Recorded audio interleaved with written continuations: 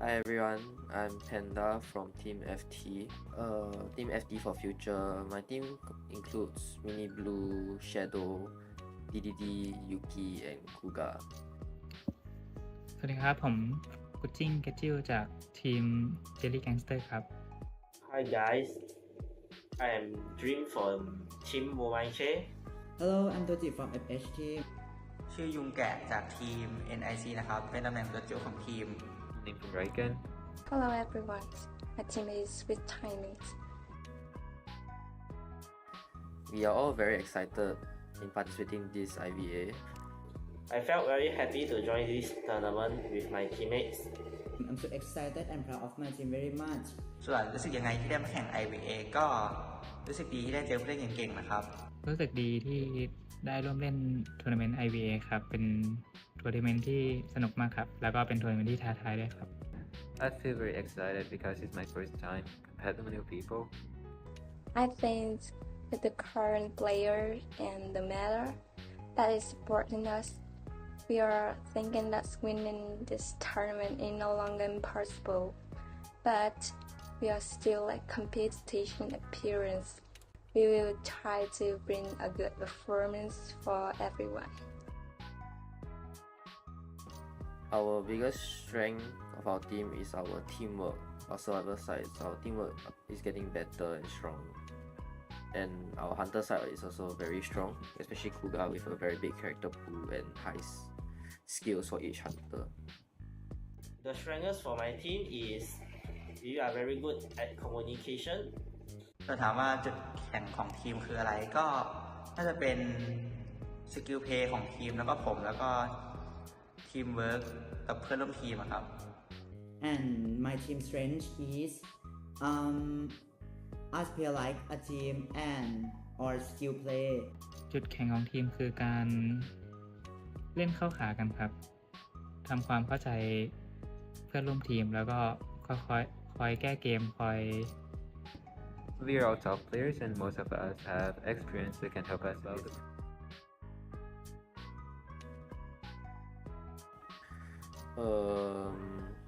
The biggest team we're probably worried about is probably JG, also known as GH. My next opponents is all YK team. I know many of their members because they are my fans. I will worry he would be sad if we won. Other opponents, we cannot say anything because everyone is so strong. What team I think strength? I think JG because Niao Pai is a very smart and strong hunter.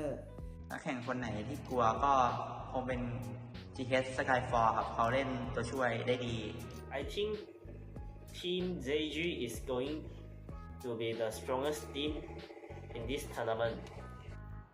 ผมคิดว่าทุกทีมมีความแข็งแกร่งของแต่ละทีมครับ ผมคิดว่า แต่ละทีมก็มีความพิเศษในด้านนั้นๆของแต่ละทีมครับ I would like to thank all our fans supporting us, continue supporting us through IVA and COA. Thank you. Sincere thanks to all the fans who have loved ST teams. Hopefully, in the future, we will continue to accommodate and conquer all the tournament together. Thanks. Shout outs for fans. Just like I said, we're a new team. Hope we got more fans. I would like to thank everyone very much, and I hope everyone will follow IVA forever. Thank you. แล้วก็ขอบคุณแฟนคลับที่เข้ามาเชียร์ด้วยนะครับ ก็จะทำให้เต็มที่สุดจะเอาแชมป์มาให้ได้นะครับ บ๊ายบาย ขอบคุณที่มารับชม IVA นะครับ ขอให้สนุกไปกับนักแข่งหรือว่าผู้เล่นในทัวร์ IVA ครับ ขอให้ enjoy ครับ Good luck have fun ครับผม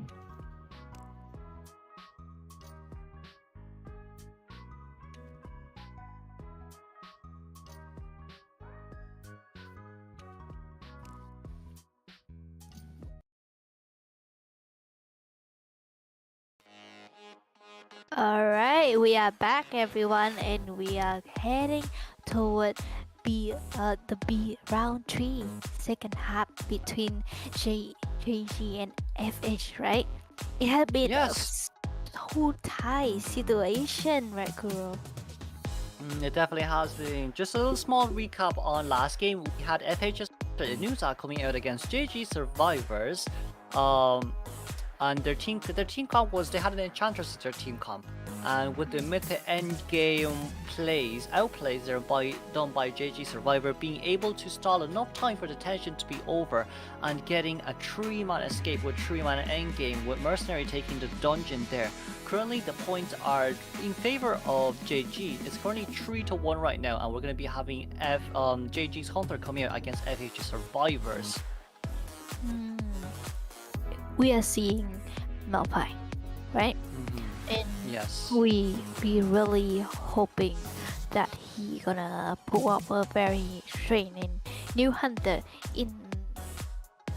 but I'll think that he gonna go for the strongest hunter that he is super confident of, and we are hoping to see another Night Watch. It's like a very duplicate strategy right now since beginning of the round 3. And talking about like round here, this possibly the last game, or maybe we can go for an extra round because the strain are like they're no different at all between them, right? Yeah, it is really tight between the two teams right now, but still, with this in mind as well, Malphite need to guarantee this tie here at least for JG to win and then move on towards the semi-finals if I'm not wrong. For now, well, overall for now, we see what FH Survivors are thinking, because they need a 3-man escape. Will they want and try to get the Enchantress out, maybe to counter a Joker that Malphite has on his hands, or even just a wheel in general? Or are we gonna go for a decoding team comp that basically consists of fast decoding and just to overall, like, even if we have a bad early game, we can always rush the Cypher with a 4-man end game. But with also that in mind, we're going to be seeing the point total here, 12-10 for JG currently. If Malphite wants, he could definitely bring out an AND for a guaranteed tie, especially on this map. It's 100% possible. Yeah, having a tie in this game, having an AND. Our cat lady right here, she is the tie queen. Yes, she is easy for her to catch up in the beginning of the game as much as she can use her jump, right? If it's accurately, she can get the survivor pretty early in the beginning. And after that, after the one survivor down, it's gonna be a little bit hard to get another one, right? Yeah. We really just have to see how it goes. there on Edge though, because like with anti-queen, if the survivor brought a flywheel, they'll be screwed. But they also can't bring a harasser team as well, especially against the Ant. The only harasser that against her is Batter. But aside from that, needing a 3-man endgame, if Batter comes harassed too early on in towards the game, or if the survivors end up with, you know, a very bad early game, or even failing rescues here, Meowpie has certainly a lot of ways to get this to tie, or even just to get the 4-man elimination in general. But that's unless we have also seen Opera Singer being allowed out for round 3 quite a lot lately. So if the FHS survivor decides that they want to go, we may be able to see that coming out. Probably. I'm hoping to see that they're gonna bring all of the some tradition as you said, and now we are looking at around 3 second half band pick right here. Oh, we can see that little Milu on the corner right there. Very confusing and very excited to see how this match gonna be. We already have our global band down there, and also the Hunter band on top. It's easy to it's not easy. I think it's right? a small mistake. I think, yeah. Because we usually ban 2 survivors first before we ban hunters, but seeing the 2 survivor bans, seems like Cinnamon is gonna go for the priestess and the seer bans here. We're gonna get rid of the 2 metas, so for the survivor side, I don't really know what's going to come out here. You could possibly get a toy merchant out immediately, but if a toy merchant has been let out, there's a huge chance that this could be a geisha. A geisha in the game, but we are seeing a mercenary and cheerleader though. Finally, cheerleader came back to the game again, and I guess that this time the lineup is gonna be different because we can see all the differences of the. We can see that the priestess is out. The unfortunate that they don't have the priestess, so coming into this Chinatown map, they have to use some characters. As you said, is a toy merchant or maybe the Alabama to help them to get the better result, right? Yeah. But they can't really be aiming for a tie, but we know that Embalmer is one of a character that, yes, he is tie survivor in general, but it could be a whole different story if it's going to be a 4-man team. We're just gonna have to see how it ends up if the survivors do actually pick for an Embalmer. But right now we are still missing a harasser team. Batter is still up for options. Anti-Current is still up, but it does seem like Anti-Current will be locked up immediately right after Toy Merchant has been banned. Yeah, they lost the toy merchant. The toy merchant very good in this map, but I guess it's not their priority. And having the anti-guardian is really let's say we can disarm the hunter, can prolong the kite, right? So what possibly can be the last pick here, Guru? Seems like Meow has decided to get rid of the acrobat. JG's Hunter is probably thinking that, okay, they have already one harasser, but this is anti-current that doesn't have any decoding people. But banning an acrobat there just implies that they're missing one good container for the hunter to go against. So getting rid of that acrobat is a really good idea, because now who offer options? Who's better than a patient and an acrobat when it comes to solo containments? You could get a Cordy out, but getting Cordy out in this game could just imply an excitement, a hunter with excitement. So for the survivors right now, they're still trying to think, okay, who's going to become the containment for this team, and who's going to be the main harasser? This will be a question right here, because we can see that the combination of this team right now. Oh, the survivor. Oh, first time we see an entomologist in this game though. Is she gonna be the first target in this match? Oh, with the Ento coming out, with Ento coming out here, it seems like they want to counter a Joker or an Axe Boy. And well, Ento counters Jokers and Wheel Generals. Ento being able to zigzag quite easily against a wheel. Very nice 9-game potential there as well. And then overall, Ento just counters, items, hunters with items in general, like, Axe Boy's Fire Soul. And then you also have that rocket modifications on Smiley Face. But with the Ento coming out here, it does seem like Wheel and Smiley would be out of question. Waxard, well, if you play Waxard against this team, this, it could be good, because like you have an Anti-Current and a Entomologist that can have a 5% movement beast boost to cut corners pretty fast, so then it'll be really hard to land Wax on the survivors anyways. But with this type of, team comp that is basically about, movement speed boost, putting as much distance as possible. There's no harassers here, so with the early game containment, if it doesn't work out well for the survivors, we may not be able to see a 4-man endgame here. But having do you think it can be like a Naiad or something? It could be, yeah, it definitely could be, but the only problem with Knight here is if Anti-Current manages to disarm you here, you're gonna end up with, like, imagine an 18 second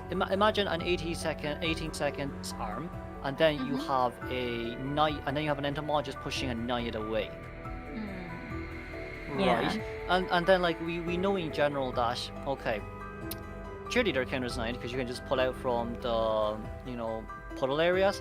Entomologist, kind of the same team because speed boost, same as, an Anti-Current. After she gets her harpoon back, you can immediately just disarm and counter the anti that way.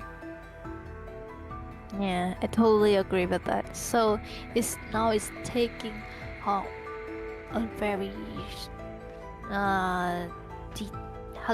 very taking a very consideration into the beginning the hunter right now, and we can see that Cinnamon Roll right here. He has to pick a hunter that can counter at least 3 of them. Right? Yeah, I mean the best catcher would be Bonbon. You did talk about a Bonbon coming from Cinnamon Roll side. Yeah, he probably can go with a Bonbon, right? It's a cheap damage hunter. We also have the same thing as the Galaxy right here, but having the Bonbon in this game, it wouldn't be a fear. Oh, are we seeing a Breaking Wheel? Breaking Wheel in this map. It's a big map, right? Yeah, it is. It's not bad, but with everyone having like 5% movement speed boost, it's gonna be way too easy for the survivors to cut the corners fast enough to dodge your spikes to land on towards the survivors. But with a wheel here, I think it's more of a we're gonna play this hardcore. We're gonna see whether wheel can land the spikes here or not on towards survivors. But overall, with this team comp, even if you do get 2 spikes on, can you catch up to the survivor is gonna be another question on hand. Yeah, so like basically if he meets the Antagorian on the first chase, right? Just imagine if he meets the Antagorian for the first chase. Even though you got the spy on her, it's still gonna be hard to land a hit on her because you don't have the skill yet. It's gonna be hard. So if you want to snap her, you cannot snap her, but you have to try to put a hit on her. And now we are seeing the spawn location right here, Kuro. How's it gonna be? Seems like K2 is gonna be in restaurant, meanwhile Ender being middle. They're still thinking right now, but putting this isn't the best spot. Well, no, this is a better spawn, but you shouldn't always put 4 survivors together. But we're gonna see Toji's gonna be in restaurant, Endori in middle, Cheddar near the side, near that mini lantern there, and we're gonna be seeing X-ray as well, a 2-story. Now then, the restaurant isn't too bad for a survivor to contain in, especially with that window in restaurant. Although it does seem like it may be short, it is quite a bit of a long window there. But also from Cinnamon Roll's side, if we are going to be chasing after the Anti-Current first, we most likely would have brought excitement, or else we will leave the anti-current and go chase after someone else. Because like if there's an excitement on this Polung's hand right now, you can only use it to chase after an anti-current. You can't use it for an Ento or a cheerleader because they can pull distance away from you. And if you aren't able to land your traps, that'll be a whole different story for Polung's early game potential. And that's what makes us excited right here. And now, breaking going straight to Toji, but Toji, look at him, he hide in the basement right here. We're forcing the breaking goal. He has to change target. So, he spot entry here. He spot entry being the first chase. Yeah, but with Endery here though, it shouldn't... well, that's the first spike, that's a very fast first spike. But if we're gonna change targets here immediately, it's like it's a little bit of a waste of time. Yes, Mercenary may not be putting here anymore, but K2 taking that spike right there. There's still one more spike that we have to land on towards this cheerleader, but at least there's still looking more pump ones. Even a similar roll here comes down off the wheel. We do have Entomologist to push back here. Playing this very tightly, but it still manages to land and those push back very. We're gonna be able to rush away as fast as we can right now. All survive vector elite Palu here, and it does seem like the counter will be coming clutch. We do see the blink again rushed with no combos left on hands. But unfortunately the flywheel didn't come out. Yeah, and cheerleader is now going on the chair for the first time, while the Cypher is not really looking good.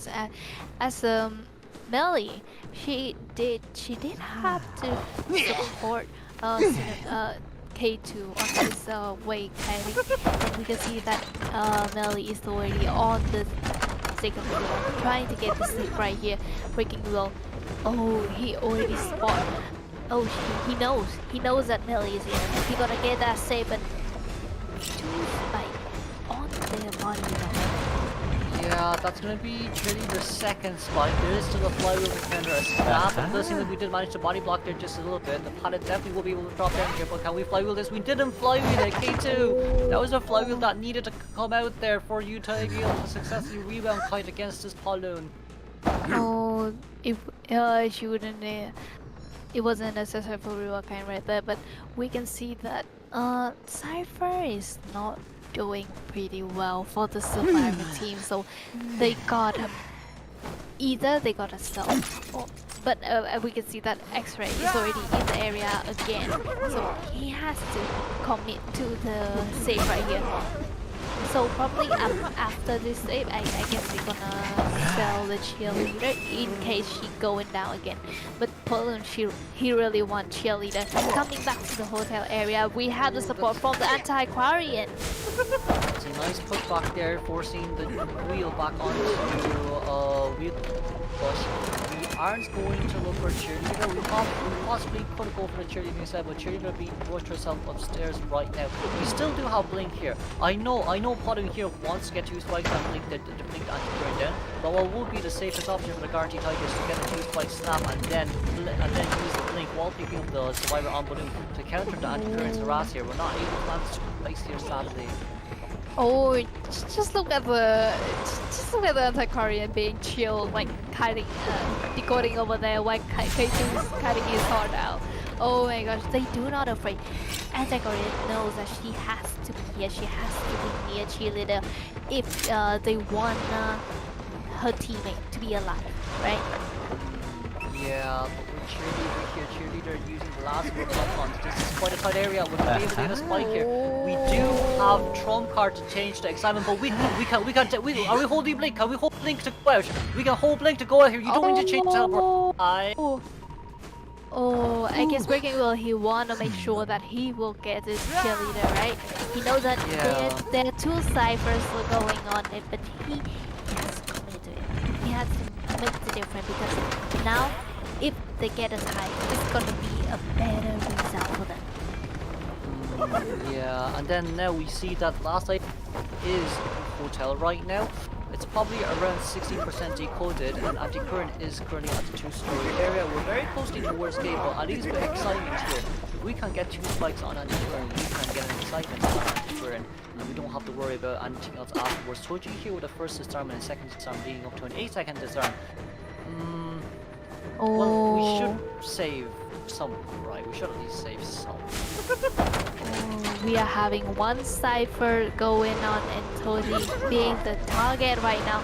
And cipher is just only 0%. We have just started it. So if Toji getting down right now, it's gonna be a little bit tough for them if they wanna rescue body block and then do all the chasing right here. But nice drop. oh, even though we have the help from the entomologist, but oh wow, anti-Korean, she's still being down in this corner area, and now they have to find enough time for mercenary to finish the last cipher.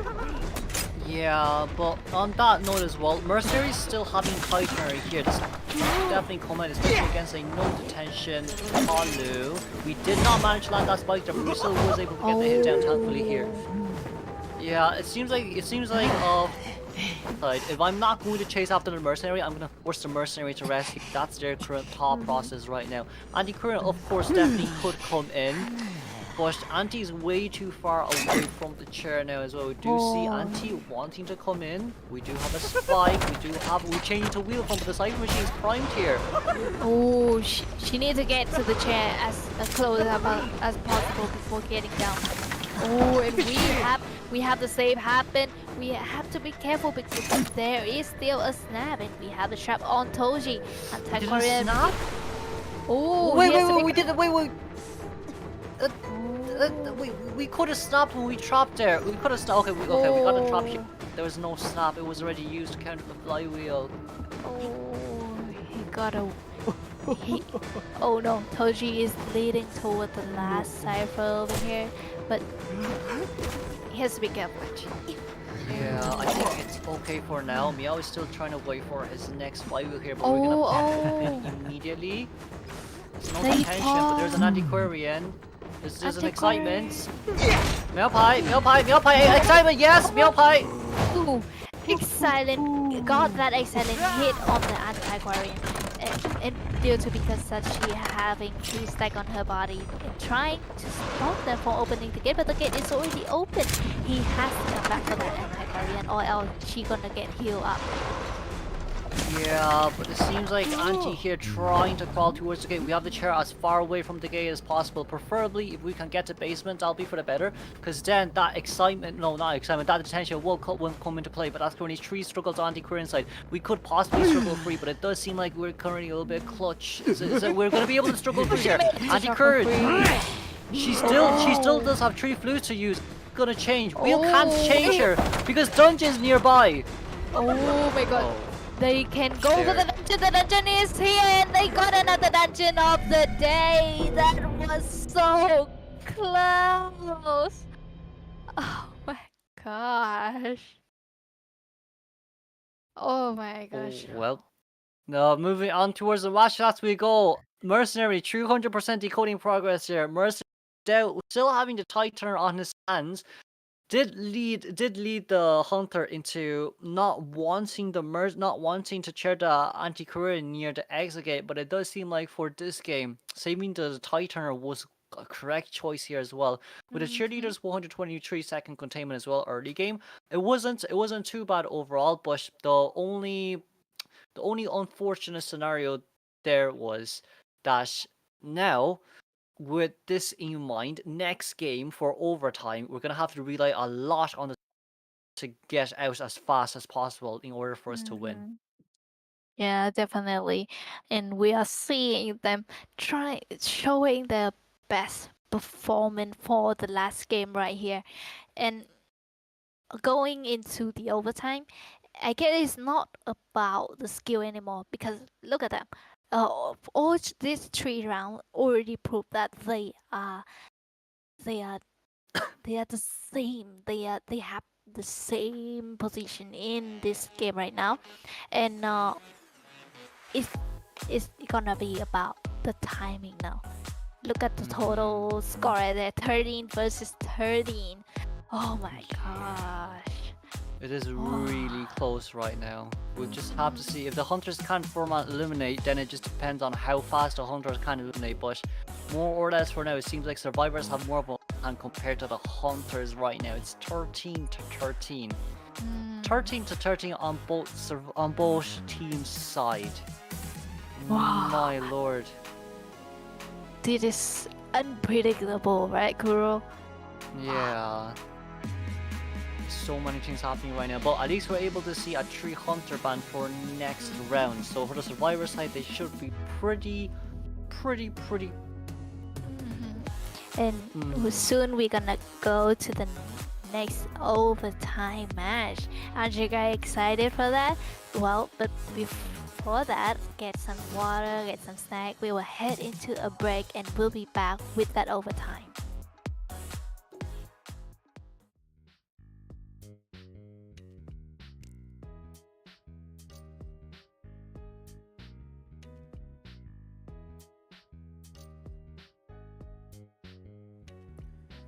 Hi everyone, I'm Panda from Team FT.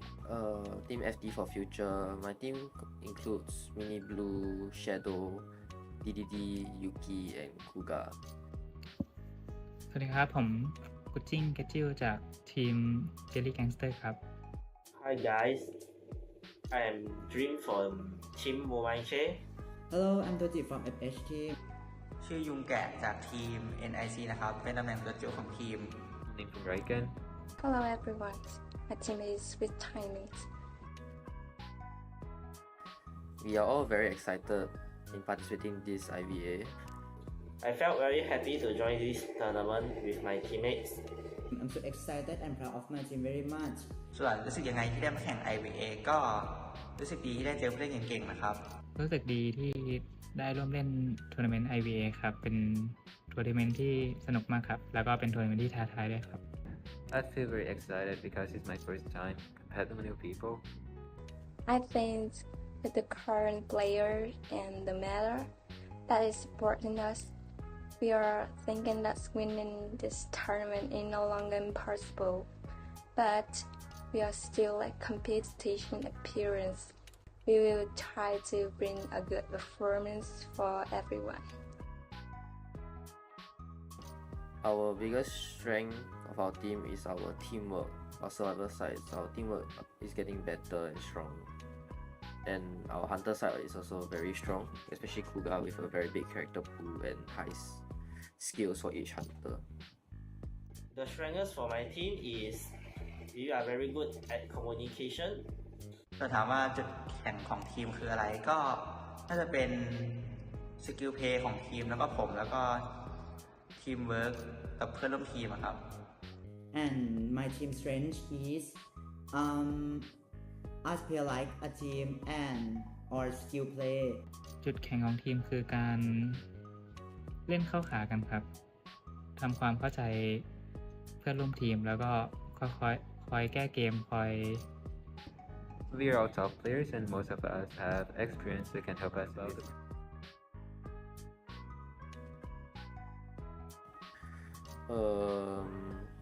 The biggest team we're probably worried about is probably JG, also known as GH. My next opponents is all YK team. I know many of their members because they are my fans. I will worry he would be sad if we won.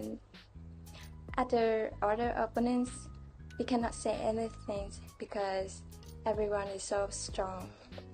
What team I think strength? I think JG because Niao Pai is a very smart and strong hunter.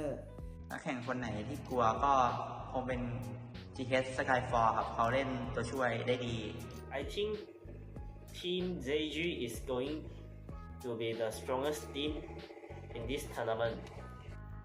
ผมคิดว่าทุกทีมมีความแข็งแกร่งของแต่ละทีมครับ ผมคิดว่าแต่ละทีมก็มีความพิเศษในด้านนั้นๆของแต่ละทีมครับ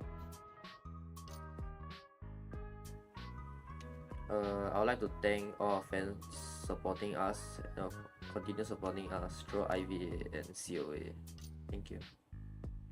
Sincere thanks to all the fans who have loved ST teams. Hopefully, in the future, we will continue to accompany and conquer all the tournament together. Thanks. But shout outs for fans. Just like I said, we're a new team.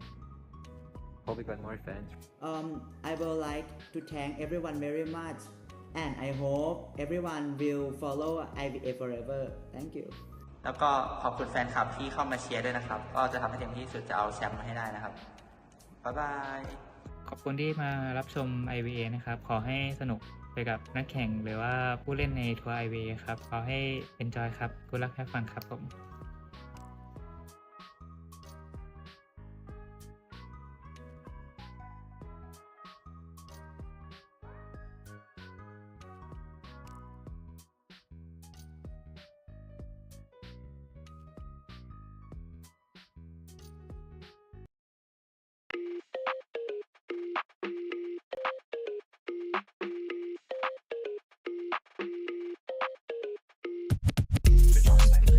Sure.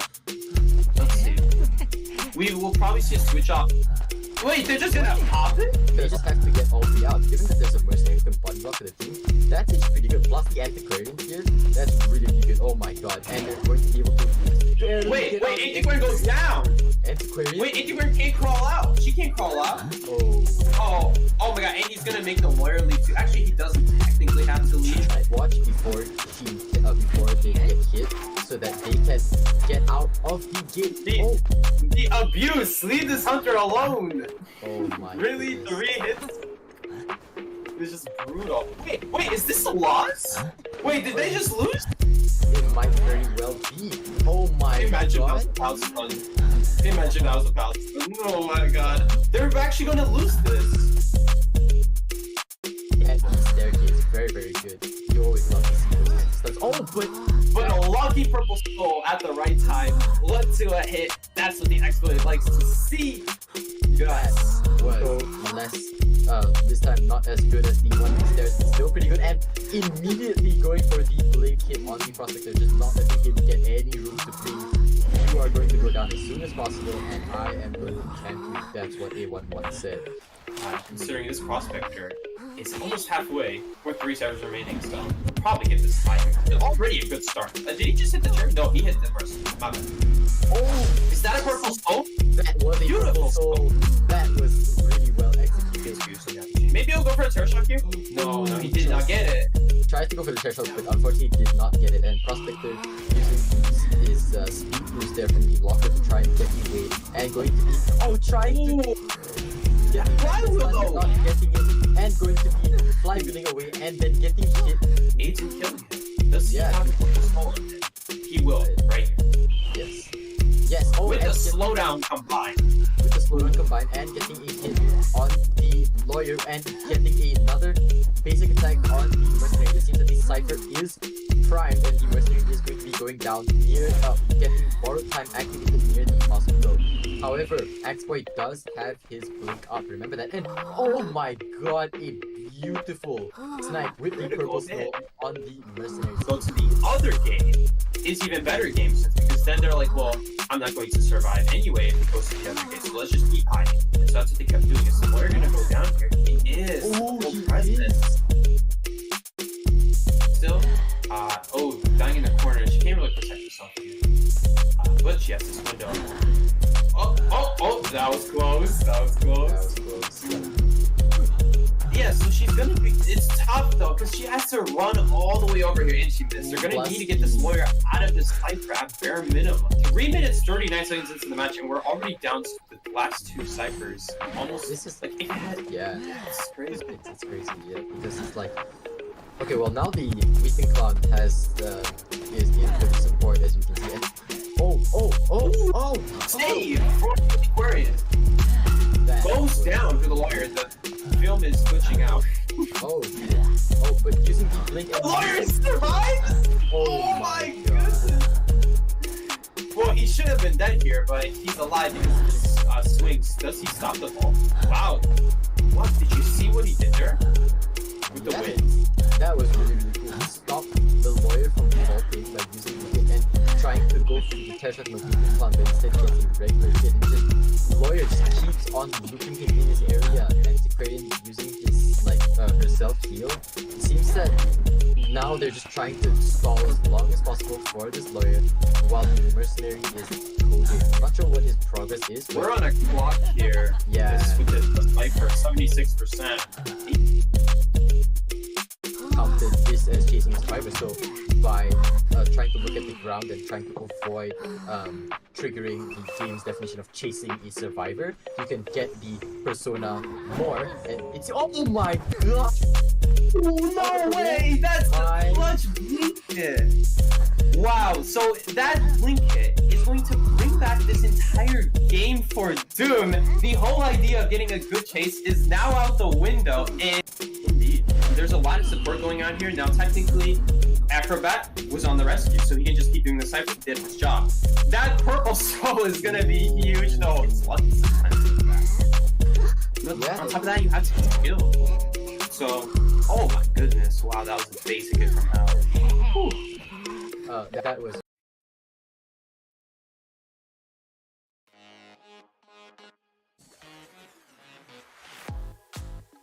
Hello everyone, welcome back to more IVA live action. I am your caster Giselle. No, I'm just kidding. I'm Jong, who got dragged out of my grave in order to commentate this BO4, and I'm going to be doing this with Kuroshiro once again. Yes, welcome back everyone. We're gonna be going on to, I think this is our first or it could be our second, but currently it's still FH on to match 2 just yet. The points are still quite tight. On our first half, we had 5-5, a 4-man elimination on Bolt Hunter's side with the Opera Singer, and then second match it was Arms Factory, Bolt Hunters playing Bloody Queen and the Survivors getting 3 escape. And then for round 3 we had Chinatown, in which, you know, we had a Night Watch, and then Survivors did manage to 3-man escape a Night Watch 3-man endgame alongside with Chantress there, and of course with a wheel as well. There was a 3-man endgame once again on that wheel game, but the only issue there was our wheel was too worried about cheering the Survivors near the exit gate, in which, you know, Mercenary still hasn't used Tightener there just yet, but it ended up with Anti-Current being able to struggle free away from the Bloom, and Dungeon being at Restaurant. Also, Basement being a restaurant, we were able to take that 3-man escape once again, which led us to this overtime game. Yeah, I actually was watching the last match back off stage, and it was just pretty like mind-blowing towards the end, because like the first elimination went in fast, but end game there was just not much the wheel could have done, because he still had Tide Turner, has to chair at the basement, but yeah, we all know what ended up happening. It was sort of like a lose-lose situation. But then again, we have to praise the Survivors on both sides, because we see them shining like in BO2 and 3, while the Hunter getting the 4-man elimination in BO1, which led to this overtime, which is indeed the first overtime in this IVA, ladies and gentlemen. Yeah, but also with that in mind as well, if we just recap last game, Cheerleader did go down pretty fast alongside with, you know, Anti-Chronatic during the time that Cheerleader was trying to rebound Kite, but also in that area as well, even if the Anti-Current was below on the stairs with Blink ready to go, it was probably better there for our Breaking Wheel to not actually use the trump card to change into Excitement and just blink out from Hotel downwards immediately, because like it's not a tight, it's like when you blink out from Hotel 2-story, you land outside, and when you land outside, be able to make it towards that area immediately just to try and stun and, you know, rescue the rescue the Cheerleader down. But with that Excitement coming up, Survivor had so much leeways to play endgame, knowing that there's no blink. All of them do have flywheel, and they kind of did expect that it was going to be either a wheel or a Palung pick. Oh no, a wheel or a Joker pick. So now we are going to be heading into the BP screen on the BO3 OT first half, because this is overtime, everyone, and there's one thing interesting to note in overtime is that should in the event that it's going to be a tie, then the time would be the deciding factor. So let's say there's like a tie on both ends, whichever team escapes faster will be the winner. So this is something that we should be noting off when taking BP, isn't it, Kuro? Yeah, definitely, for sure. But it seems like we're going to be seeing the Seer Priestess alongside with the Triple Hunter bans. The Clerk will be banned here. Well, Clerk and Wax Artist here has been banned in order to, you know, possible. For the survivors here, it seems like they do want to aim for more of fast escape in order for the hunter to stall time. And yeah, opera singer just being opera singer at the end of the day, you kind of do have to ban her, especially on this map. Yeah, obviously no one is gonna let the opera singer out, and clerk white cloud artist, you made a pretty good point as that they can drag the game, which is the one thing that you do not want in overtime. But heading into the like spawns here, or rather the picks here, we're seeing the first officer, toy merchant, and the antiquarian. So like you have watched the entire game here, Kuro, so tell me, like, what do you think are we be expecting from Cinnamon here on JG's end? From JG's end, they could potentially bring out a wheel, since the Embalmer just came out there right after the mercenary ban. But like FH's survivor knows that JG Counter has a wheel, has a joker, has a smiley face. So like last game they ran full flywheel and there was a counter wheel persona. This game it could be similarly the same. We could maybe see a Bloody Queen come out this game, but with this type of King Kong with Antiquarian and a Toy Merchant, I don't think that's high likely at all. Yeah, but so actually you made a pretty good point of the flywheel, like with breaking wheel and the smiley face using it to counter. So I think I'll imagine that they will be doing the same thing. But do you think that there would be a possibility that Cinnamon predicted that everyone has flywheel and proceeds to use hunters that are not afraid of flywheel? The few hunters that are not afraid of flywheel. Well, there's just quite a limited amount of hunters that are not. Spider is also one of them. Yeah, Soul Weaver. Yeah, because of how fast Soul Weaver can be. So even with a flywheel, like your attack, you do a basic attack, but your attack recovery is way faster. Aside from that, not so much. There isn't that much survivors out. Well, there isn't that much hunters out there that can, counter a flywheel. Because like, okay, you have your chip hunters counter flywheel. You have your, your usual, even a Bloody Queen gets countered by flywheel. You have, Lizard gets countered by flywheel when you crash down. So like, yeah, the evil reptilian himself. But like, there's just not a lot of options here for the survivors. If they run, well, not for the survivors, for the hunters. Even if they do run full flywheel, they do have quite a lot of options here to play around. Yeah, that's actually a pretty good point you mentioned. As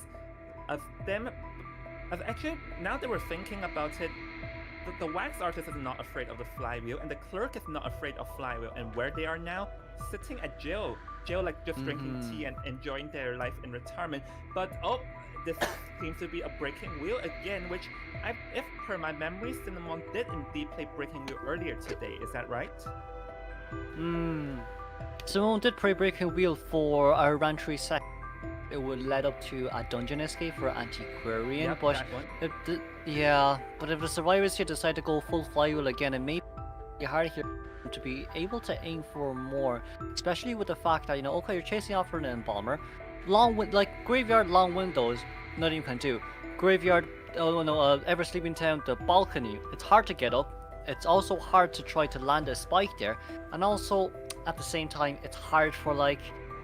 Even if you do manage to land a spike, are you going to land the second spike anytime soon? Like, you have corner house, it's too tight for you to rotate around. You graveyard, it's too long for you to play mind games with.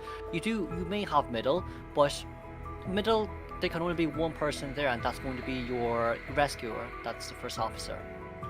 Yeah, so I think the Embalmer are definitely going to spawn himself in a better spot. So it was going to be more likely for the breaking wheel to try and locate someone in the outward field. For example, the Antiquarian being one, Toy Merchant being the second, and we are going to be seeing the spawn selection, Toy Merchant, Embalmer going to be spawned near the graveyard, and the Antiquarian is the only one that's not really like anywhere close to the graveyard. So I think the Antiquarian may likely be the candidate here. Yeah, Antiquarian definitely could be, but that depends on whether we bring excitement here or not. Because with Antiquarian spinning the fluke gives you 5% movement speed boost, which literally leads to being able to cut corners fast, or even just to Taikai Pollen a little bit easier compared to your average survivors. but like knowing from anti-Quarian's side, by the time that you do manage to land your 2 spike after using your speed boost, there's still gonna be disarms on, you know, her to give for the hunter. So then if the hunter isn't able to hit, there's no point on, you know, spikes being on the survivors at all. Yeah, that's true. Like, even if there are like 3 spikes, it's kind of pointless if the hunter cannot hit. So I think it will really have to depend on how this plays out. Based on the spawns, I do believe that the anti-Quarian is the only viable target, as the other 2 are pretty close range to the graveyard, where it's hard for the wheel to work with. Anyways, we are into the game now with your caster Giselle. No, I'm just kidding. Invisible joined by Kuroshiro, bringing you the BO4 first half, where the time is also a factor, and Toji here getting spotted.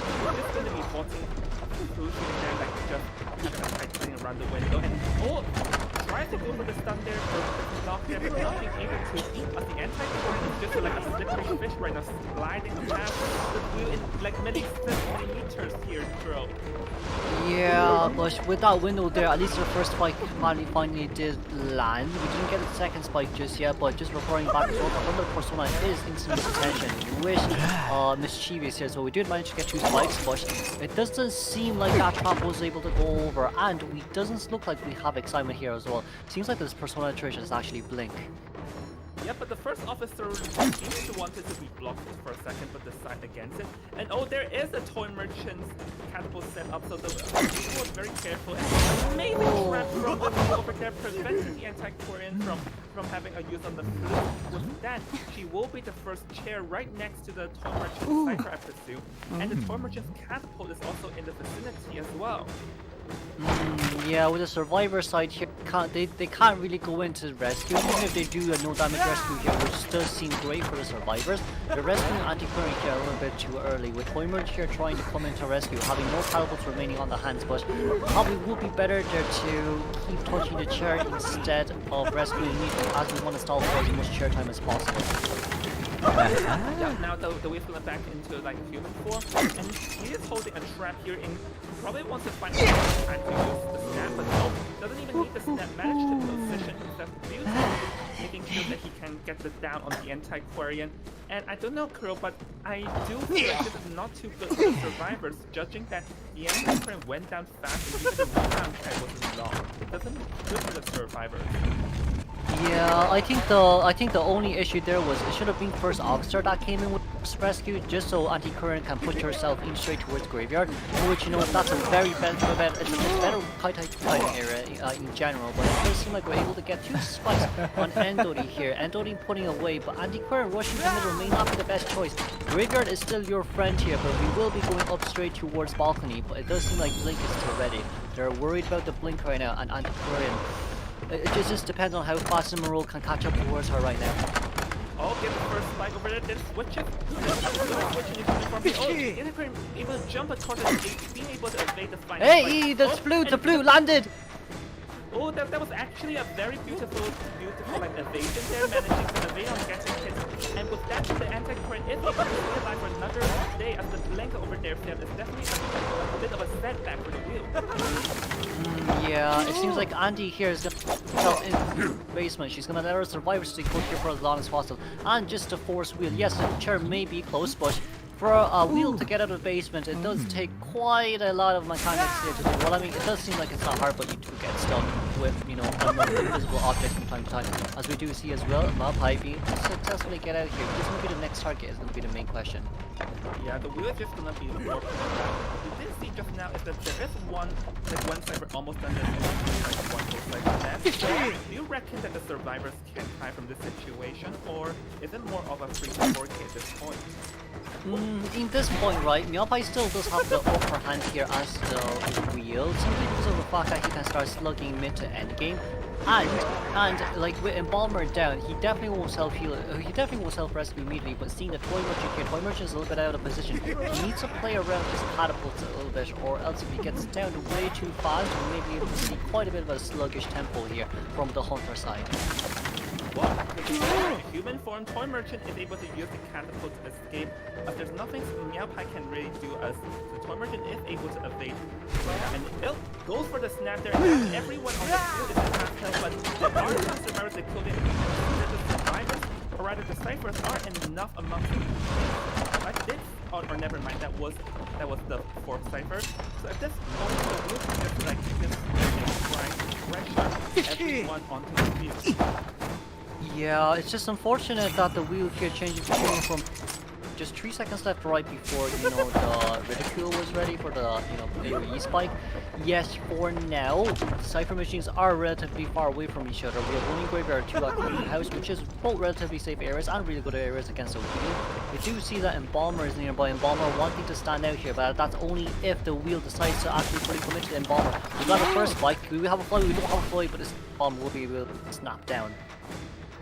Yep, the Bomber's gonna step up, but it does seem that he will not be using the coffin to bring himself back and it's on the ground. So the breaking wheel here is going to be pressuring the first officer here who already has 2 spikes on him to watch out, because if not played right, then the first officer will be going down. Oh, misses the trap there, but it seems the first officer will be using the watch to have spikes. And down goes the first officer, and with 2 people on the ground now, this is not looking to be a good situation for the survivors. Yeah, but with Embalmer there being, with Embalmer there self-healing, Embalmer probably should focus, well Embalmer needs to keep the coffin to himself right now because he doesn't really have anything to use if the cipher machines pop, but without Embalmer near the cipher, well that's around a 60% cipher machine in graveyard as well. Okay, that's not too bad. The 2 ciphers done relatively fast, but I'm quite sure the one in the corner house is almost primed. Bomber here will have to stand out for quite a little bit of time. He needs to stay here for at least 20 seconds. Trying to play around the mind games here. We do have flywheel to use. We won't use 1 spike. Yes, the trap coming out here. And Bomber, flywheel matters most. And Bomber didn't get the flywheel out here, sadly. Yep, the down goes the Embalmer who will be using the coffin to reach. And so now the breaking will have to think carefully on what he's going to be doing, which is of course the target here is the toy merchant here at the face, while the first officer is going the cipher around the corner house. And now Pi here just looking to try and get the out. So Blink is going to come into play, and down goes the toy merchant right before the end of the game. So now this doesn't seem good for the survivors. Like, I feel like there's just so many opportunities for Meowpie to get 4K because this is the basement, bro. Yeah, and we also do need to realize that Embalmer doesn't have self-heal anymore, so we can go out fully. We can just go out and look for Embalmer, it doesn't matter. We definitely have announcements here knowing where all this are. Alright, we can get Embalmer, then we can start slugging and play for the 3-man endgame. But going towards the first gate here, knowing that there's no... He did get Tinnitus, so he probably wants to look for Endori here. Yep, but the question is, can he find it though? So, warping around, yeah, hold on, yeah, is able to bust the first officer, but he still has 1 more watch to work with, so let's see, can he escape through the dungeon, but the dungeon is sort of far away. Yeah, but with Meow here, he's a little bit far away from first officer right now. It's okay, we can change straight towards weak 4. Getting 2 spikes on isn't bad, but seeing from this side as well, we are going to switch over, but that's going to be another 8 seconds here. 8 seconds isn't enough, thankfully, because chair time. We still need around 50 more seconds for chair time for Merchant to be... Hold on, he's getting dangerously close, but nope, not being able to approach the dungeon. So with that, I believe we have the end result of the first half, don't we, Kuro? Yeah, it's gonna be a 3-man elimination for JG's... For JG. 1-man escape coming from FH's side. It wasn't badly done, but it does seem like the Embalmer without the borrowed time, their endgame, was the double-edged sword for them, as Embalmer couldn't come to rescue. Well, not come to rescue, Embalmer couldn't prime the cipher machine in order for first officer to come to rescue, in which that led to, you know, us not being able to see a tie game potential here. Yes, but looking back, like, do you think at the end game the survivors could have tied that? Because like everyone was at half health, so I do wonder, was it possible for the survivors to tie, or was it like too hard considering it's a basement chair? Since I mean it's a basement chair, which is fine, right? They definitely could still aim for a 3-man endgame there, because like even if you do chairing basement, first officer has pocket watch. Even if first officer was a half health, we could definitely just, you know, use our pocket watch, go in to basement to rescue and have that mini 5-second tie turner. But also at the same time, it's kind of like the only reason why they couldn't win that wasn't because of wasn't because of basement. It's because they were worried about Embalmer. Embalmer had no self heal. Embalmer, even if he pops the cipher machine, he doesn't get the borrowed time effect, so then he can't tank triple spikes. He can only tank 2 spikes, well, 1 spike, and then 2 spikes you're down. So with that in mind there, they didn't do bad. It's really just in that situation, Embalmer, after using up the self-heal, no self-heal remaining for endgame, there's no other choice for them. Yeah, that's a pretty good analogy. Like it was more of the decision making. And in a do or die situation, these are going to be making the difference because we are going to be seeing JG's Hunter, if I'm not mistaken, is going to be getting a free man elimination. And in overtime, this is going to be very, very critical because this means that the Hunter for FHSI will also be aiming for a free man elimination, Kuro. Or more. Yeah, definitely. But now the problem is Meowpie did stall a really long time. He stalled a long time. I think that game went up towards 8 minutes. If the survivors can't get a one-man escape within 8 minutes, which is highly possible, we can definitely see, JG winning against FH. Yeah, so personally, I think for JG, or rather, no, sorry, for FHS Hunter, like I think it's better for them to not consider the time, like not consider the whole 7 minutes and just aim for a 4-man elimination, because that is really the only thing that can guarantee a top and a win at this point of time.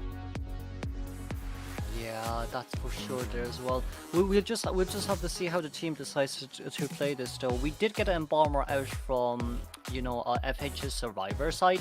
Yes, that Embalmer ended up becoming a double-edged sword. Of course, for JG Survivor, if they want to guarantee a tie, they can actually get an Embalmer out as well if he does become the first chase for the guarantee tie. But once again, this time Embalmer wasn't first chase. It was the anti-Queering who got an immediate trap.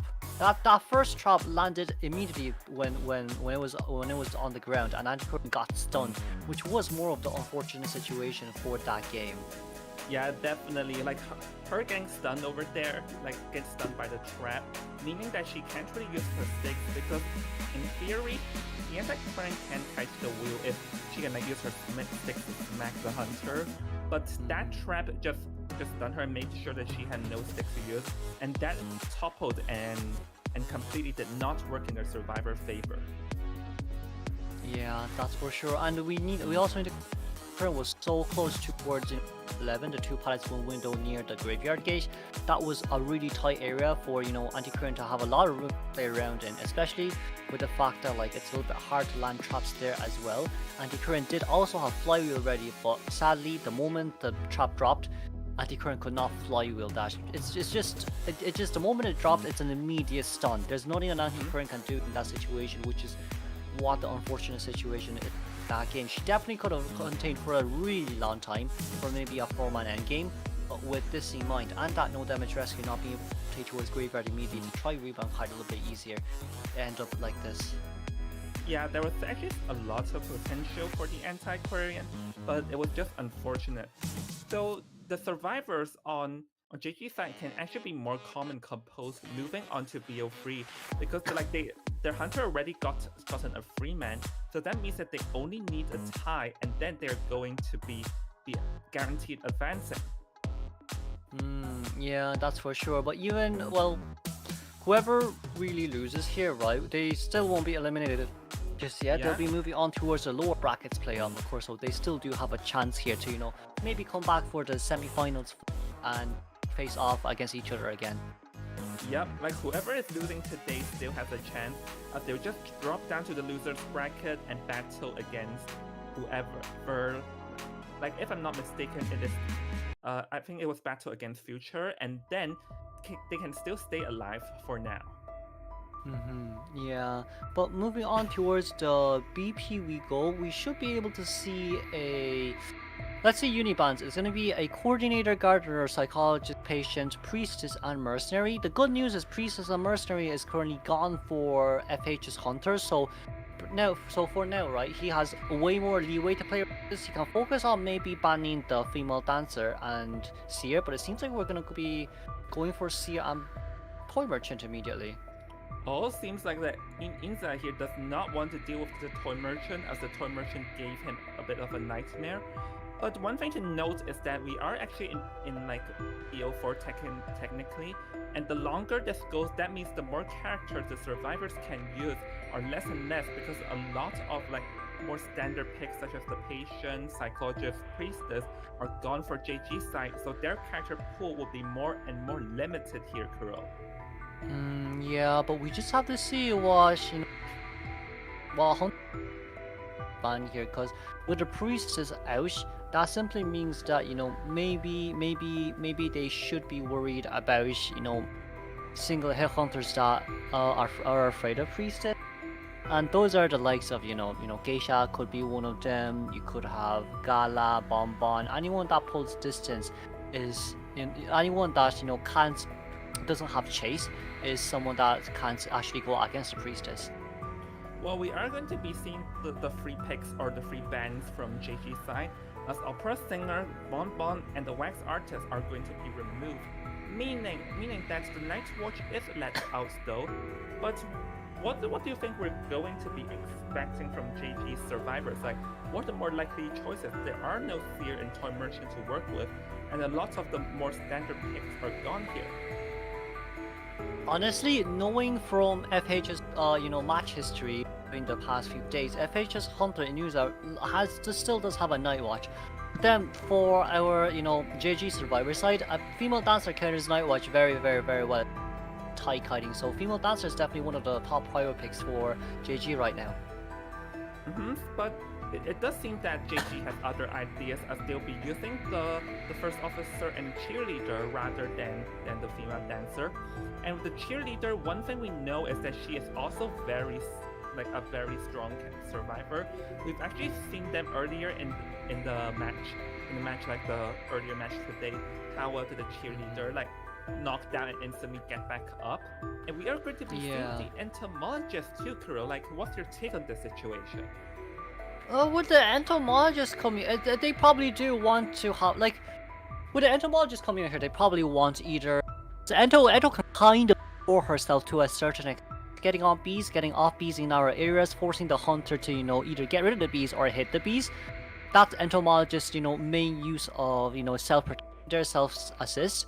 But knowing on that side as well, for an entomologist, you can also assist whoever see a prospector. So you can maybe assist a prospector who was chaired, push the hunter away, and then allow cheerleader to harass. Well, not harass, to cheer on towards the prospector to get 28 stacks, and even when he gets 28 stacks, he can immediately get a mini borrow time for borrow time for himself. Well, yeah. Well, we also have the final pick is going to be the Prospector. So, the Prospector, strong rebound potential. In this game, JG only needs a tie, so they just want to be playing as safe as possible, but making sure someone is there to harass. We did see Inza with a Night Watch earlier today. Do you think it's also going to be the case here, the Night Watch? It would be, well, for Ingza right now, his only option is Night Watch. Because, Night Watch's Tempest, the slow debuff, does counter Entomologist when you are in range. But of course, with a Bonbon ban here, we can't just expect, a Gala to come out. Because Gala, the Sculptor here, gets countered way too much by the Entomologist. And with the tight kiting potential, with the support potentials, Entomologist definitely works really well against the likes of a Night Watch. Unless, right, Ingza here has a Dream Witch on his hands to use. Oh? Kuro, what am I seeing here?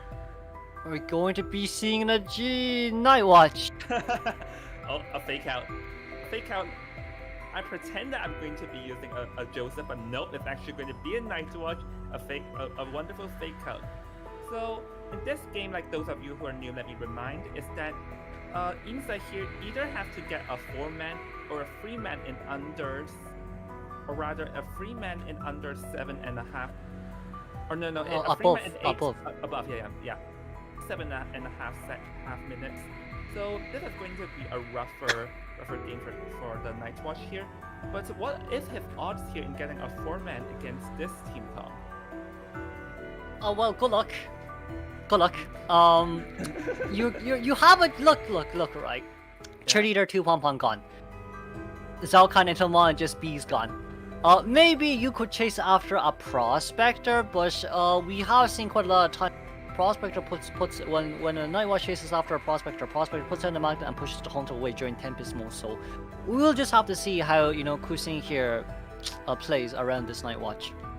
Well, speaking about the Prospector, there we have it.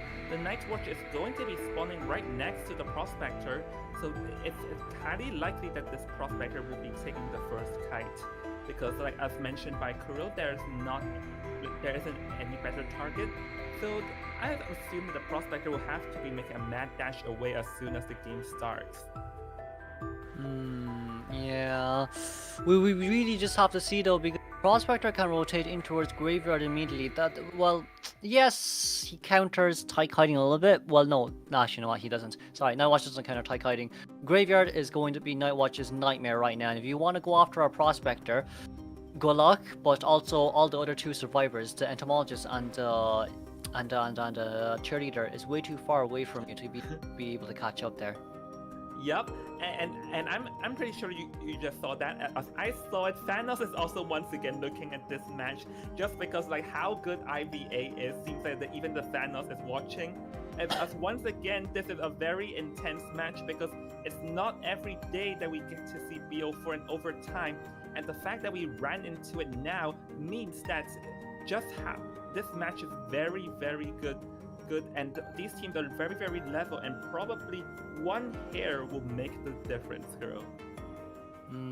Yeah, but also with that in mind as well, we are going to be able to move on towards our overtime for day 3, match 3. First half of game 4, well, second half of game 4 overtime, we're going to be seeing Night Watcher going towards the middle. Boy didn't really pull the distance away from the Night Watch. Yes, we are still trying to look for, well, if we can find Ento here, right? If we can find Ento here and mind game Ento well enough, we can definitely get that first hit relatively easy. But the Hunter Persona will be an excellent confined space there with no detention. And this is going to be all or nothing for Night Watch because it is getting dangerously close to the Entomologist. It is going to be using a speed boost, getting close, and Zhao Kan here using the bees just drag up the and increase the gap, and the hunter tries to go for a hit, is able to, but inside currently is actually not being able to get close to the Entomologist, who has successfully used her bees to just drag out as much time as possible. This is not looking too good for the hunter. Whoa, that was a very close spot there. Barely evading her shot, and inside he's just not being able to the bees from the Entomologist is just very slippery for the hunter. Yeah, for now we definitely could give a slow decent on towards Entomologist if we're chasing bees, but with that flywheel's a bit too early. Yeah, go for the blink here, is able to have a shot on the Entomologist, and down she goes. So this is actually relatively early into the game, as the side of progress is not as much. So do you think it is possible for the Night Watch to get a free K from this situation now? No, not really. Not in this situation now. Yes, it is a very fast down, but we saw Night Watch's Persona trait. If the Persona trait was a little bit different, if we had detention instead of confined space, yes, we definitely could go for the 3-man elimination. But knowing that Night Watch here doesn't have the detention, it simply just means that they have way too much room to play for endgame. Well, first officer going for it, takes the hit, and there we have it. As now Inza will be going after Zhao Kan, who's just going to be running all the way in the corner, making sure that she dies at a very safe spot that will not disrupt any ciphers outside. So now the Entomologist will be heading down, as we can see the other survivors are rushing the ciphers as much as possible, and they desperately want to get out ASAP. Yeah, but Entomologist has already done her job. First officer also has already done his job. Now on JG's side, they're probably thinking, oh, who's Entomologist? I don't know this Entomologist, not my teammate, don't know who you are. Probably selling the Entomologist would be one of the better ideas. Skyfall is a little bit in danger, Little Boy is also there as well, but if we actually do go in for the rescue, 4-man elimination is quite possible, as with one full cipher remaining on this night on the survivors' hands, you can't give any more momentum for them, or else if Night Watch manages to capitalize it, it's gonna be a huge downfall here for the survivors. Yep, so Little Boy is going to be sent back to the manual team side because Zhao Kan will be sent back to the manner as the survivors doesn't know who they are. And now we'll have to see how the 3 remaining survivors on the field will play out. It means that here's going to be pursued cheerleader who will be using her compound to have a speed boost and instantly out of the Night Watch range. Night Watch not being able to find it. Apparently he doesn't have a really clear target, while the survivors are going to be doing a divide and concrete with 2 ciphers being done simultaneously. Yeah, but it does seem like we're able to find Skyfall. Skyfall should be able to last for quite a bit of time, especially with one pocket watcher still on his hands. We do see that Cheerleader and Prospector are currently doing the same cypher mission right now. We aren't able to follow that, but that's okay. One of them can still come rescue. Yeah, but that's down though. The first officer you still have to watch, and this will be a basement chair here, Kuro. What comes next? Because if the survivors have to rescue, they must get the basement. But I feel like this is a dangerous situation, and there's an opportunity for Nightwatch. Yeah, we really just have to see if Prospector here can get a no damage rescue highly. Then we can kind of escort the first officer out of this area, and then he can use his pocket watch to play really long mind games with this Night Watch. But with Prospector coming in here, we get the first hit here. Okay, that's no problem. Do we want to deploy a magnet down first though? Because if we do, you can probably assure yourself to stun the hunter the moment that he actually comes in towards you. Stand behind the chair. Will we did manage to we popped because we know that there's no detention. The blade missed. The stun came true. Yep, they don't have no detention, so now not being able to hit though. So now because the Night Watch had no detention, now he's going to be very weak endgame. He's going to get to this Prospector. He is able to land a hit, but because of no detention, he just cannot go down. Meanwhile, we can see that the cheerleader is rushing the gate at the other end. The cheerleader has successfully done it, as the Prospector will be heading on the tram, and it seems that there's not much the Night Watch can do at this point. Yeah, even if Nightwatch manages to get Prospector here, it's still gonna be a tie game here. Nightwatch needs a 3-man elimination, not a tie game. 2 survivors has already been out. Prospector will be arriving at a station. The dungeon is open, but this is more than enough for JG to win against FH today. Yeah, there we have it after a very intense and grueling BO4. Ladies and gentlemen, we do have a winner as JG manages to defeat Fly High or FH just literally by 2 points in overtime. And oh my gosh, what an amazing match. And let's look at the statistics. Of the cheerleader and Prospector both decoded over 2 ciphers. It was just so back and forth in this game. Yeah, that's for sure. We do see that Entomologist only has a 58-second, containment time. Yes, that's also because of the fact that the Night Watch brought, rather very risky. Well, the persona is for early game persona, insolence with confined space, break pilots fast, catch up fast, alongside with opening your presence fast. But without mid to end game there from themselves, we once again still have to congratulate JG for winning against FH for today. Yeah, yes indeed. Congratulations goes to them. And actually, honestly, towards the end game, the Night Watch had trump card. Is that correct, or did he no, or was No, that he didn't. It was insolence and confined. Yeah. Yeah, it was an all or nothing. And once it did not work in their favor, then there's not much the Night Watch could have done.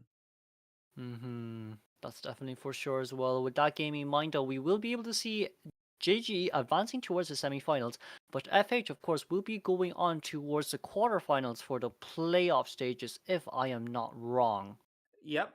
If I'm not wrong, I think FH will be facing off against FT in the losers bracket, so they will be able to stay alive and fight for another day, as they're going to be playing next Friday, where they have to fight their way through out of the losers bracket. Yeah, that's for sure as well. But with this game in mind, with this matchup in mind as well, we did see how well FH has up against JG, which was basically a full quad team comp here. So we do know that they're definitely not weak, but they just didn't have the upper hand in today's game as well, especially with that Embalmer, no borrow time as a double-edged sword. Sadly, it did end up as a 3-man elimination, but they have already proven their strength on how well they play against a better team, and how they can actually make it towards overtime, and giving us a total tally of 18-16, which is only 2 points. Yeah, so little yet so far. Yeah, this is just once again congratulations goes to JG for advancing into the winners bracket finals, and for FH definitely stay strong, and everyone in the chat, like if they're FH fans, just don't be too sad because they still have a chance, right? That's for sure. They still do have a chance in the losers brackets. But we will be moving on towards the break right before we move on towards our third matchup of today. We'll see you all very, very soon.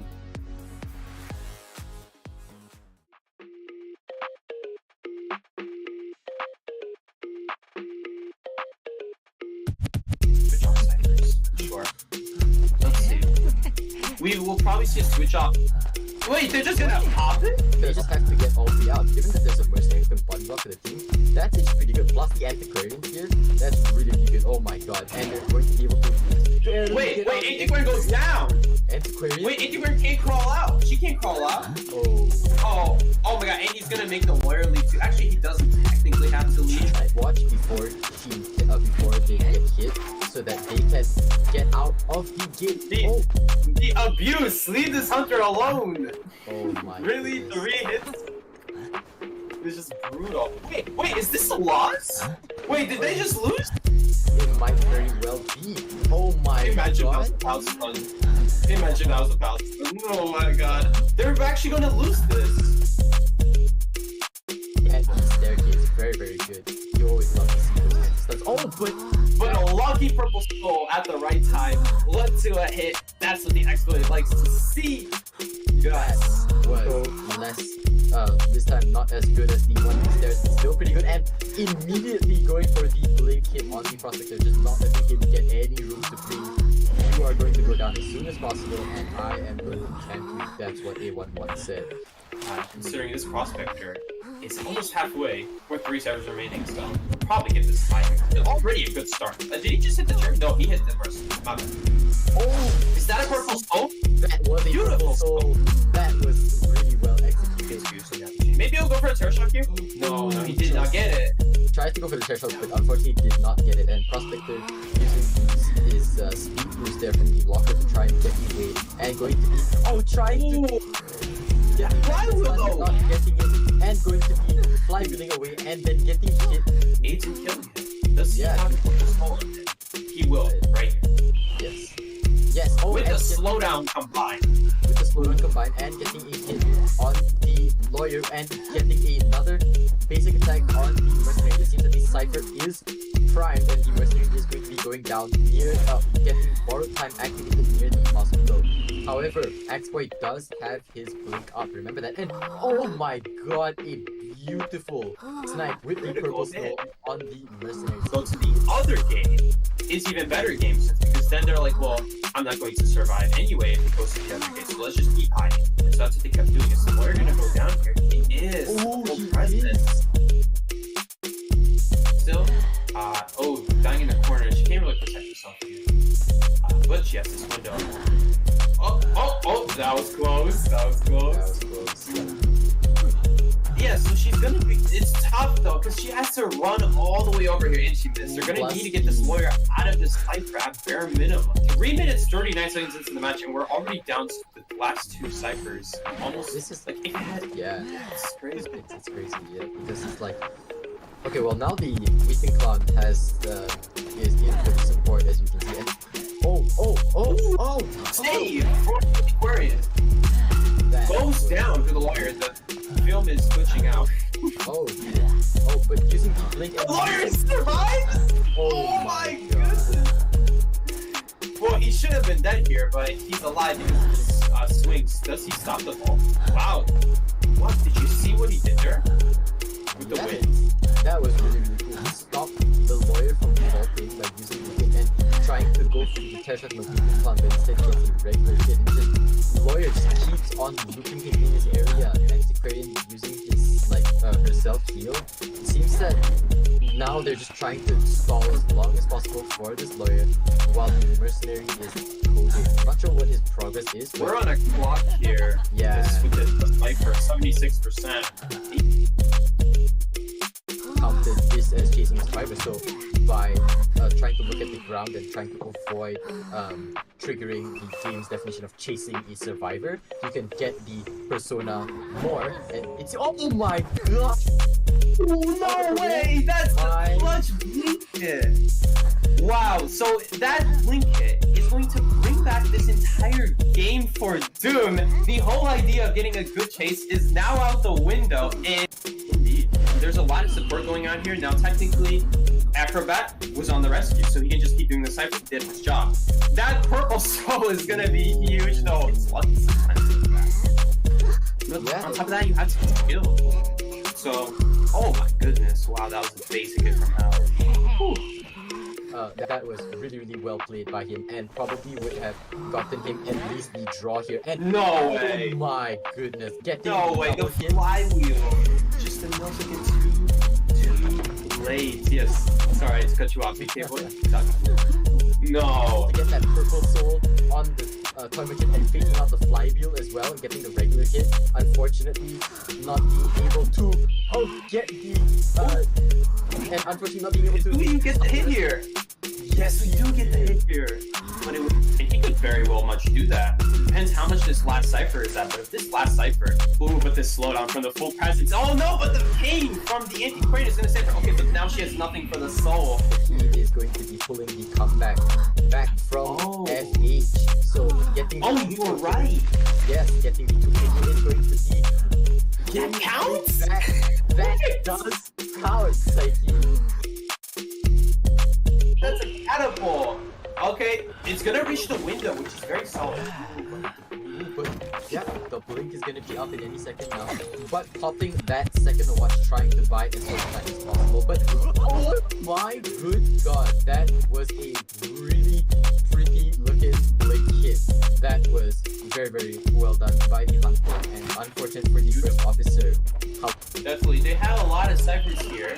But the problem is they're also spread out, and there's not enough progress in specifically one, and Wheel does such a good job when it's just spread out past. Can we get a good rescue regardless? Denny can rescue, no doubt about it. But does he kill for his officer? He does! Wow, that saves so much time.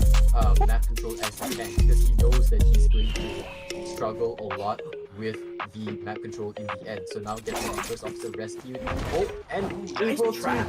A really good trap actually. Getting that trap was almost done. Wheel sucks. Wheel just has the speed and potential to do it. Wow, what a great bubble there. Oh, so you are right, BK. Boy, the bubble does protect you. Like hitting Sears owl. So you can snap through it right here. So if the gardener were to try and bubble this, the Berkey would be able to snap right through it. And snapping through it, regardless of whether or not there is a bubble. But 2 ciphers left, 78. This is going to be quite a close match for both sides actually. While he's breaking it, she could just walk through and go to dungeon, but I assume he broke it because she walked away. I assume that's why he broke it. He wouldn't have broken it otherwise. Okay, and then also chasing to the peepers here. It seems that she's going to be doing a little bit of minding here with the trap in the window, as well as the peeper getting dropped down, trying to get the bump to go. Oh, but able to get it.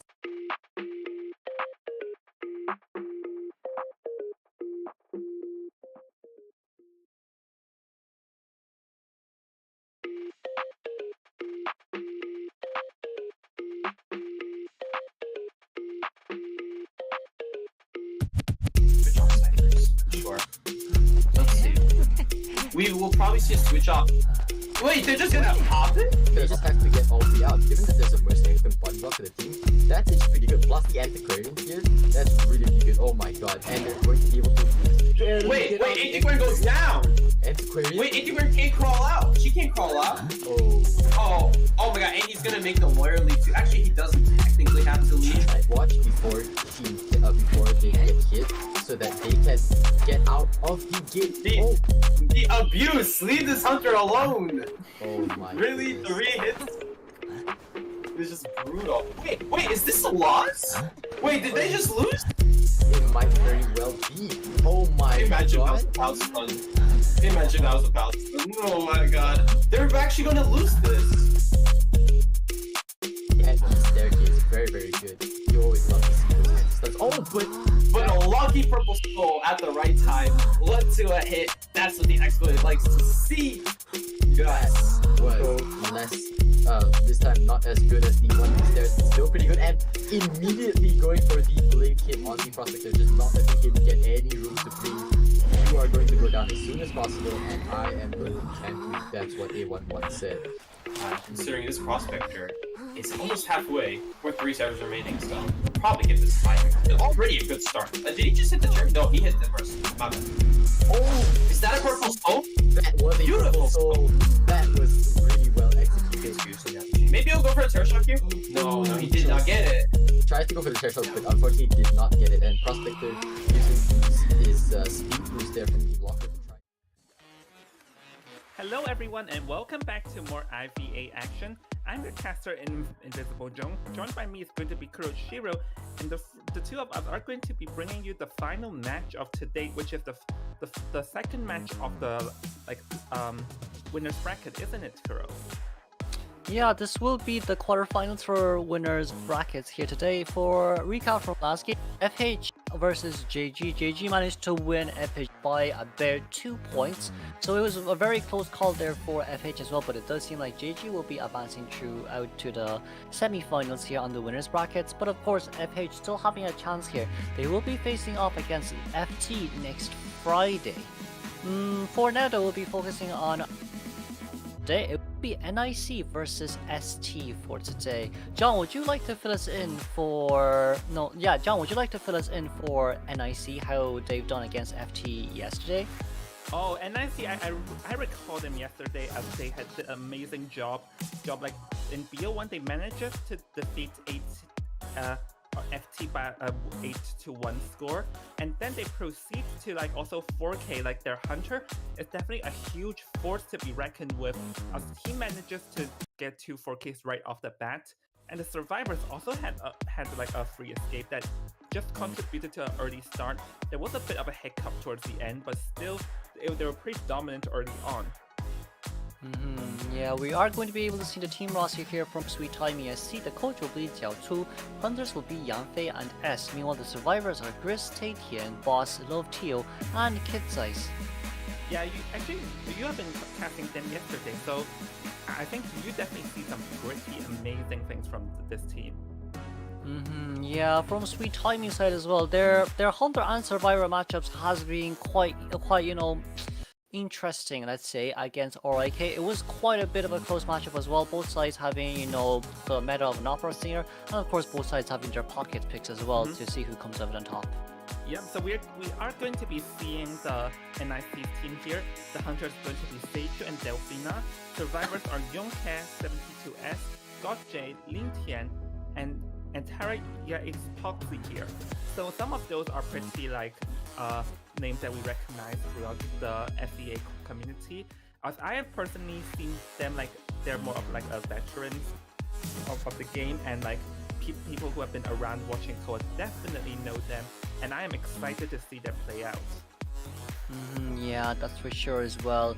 I mean, before we move on towards the matchup though, for today, there is still a prediction poll up right now. Do vote for whatever team you think who is going to win today. But of course, I'm quite sure for our first matchup, we will be in Ever Sleeping Town for this matchup as well. Ever Sleeping Town is actually a pretty standard map here.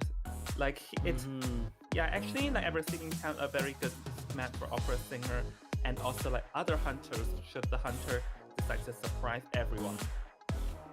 Yeah, that's for sure. Because as John said as well, there's too many.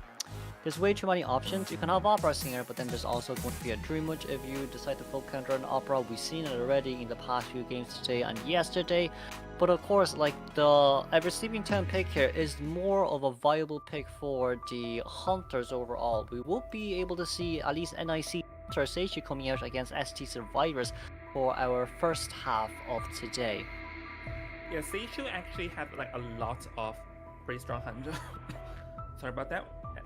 Seichu actually had a lot of pretty strong hunters, and yesterday, one thing to note is that Seichu did not get the 4-man with the opera singer, but rather the Night Watch, and we actually got to see Seichu like dominating the field with the Night Watch early on. So I do wonder, is that the case here? As this is a very interesting balance, as we're going to be seeing the Priestess and the Mercenary here, Kuro. What do you make of this? It seems like, well, I mean, for the mercenary bans, we know that we shouldn't be afraid of mercenaries as much. I mean, playing opera singer, banning a mercenary just means that you don't want them to rescue as easily, or you don't want them to come in a half health to rescue without any worry. We have seen a lot of opera singer mains recently banning rescuers only, but we also have seen a lot of opera chasing rescuers only. So, at the end of the day, their main conclusion is, if I can't get rid of them, I'll ban them forever. Yep. If you can't beat them, ban them. That is the number one rule of IDV as a hunter. So we are going to be waiting on the survivor picks, but I do assume that like seeing, oh, there we have it, lawyer and anti-Quarian. Anti-Quarian in this meta is like pretty strong, like even it got nerfed. And lawyer is the new rising star of this meta because like of his fast decoding, so I am not surprised to see him being picked, considering that this is a potential night watch.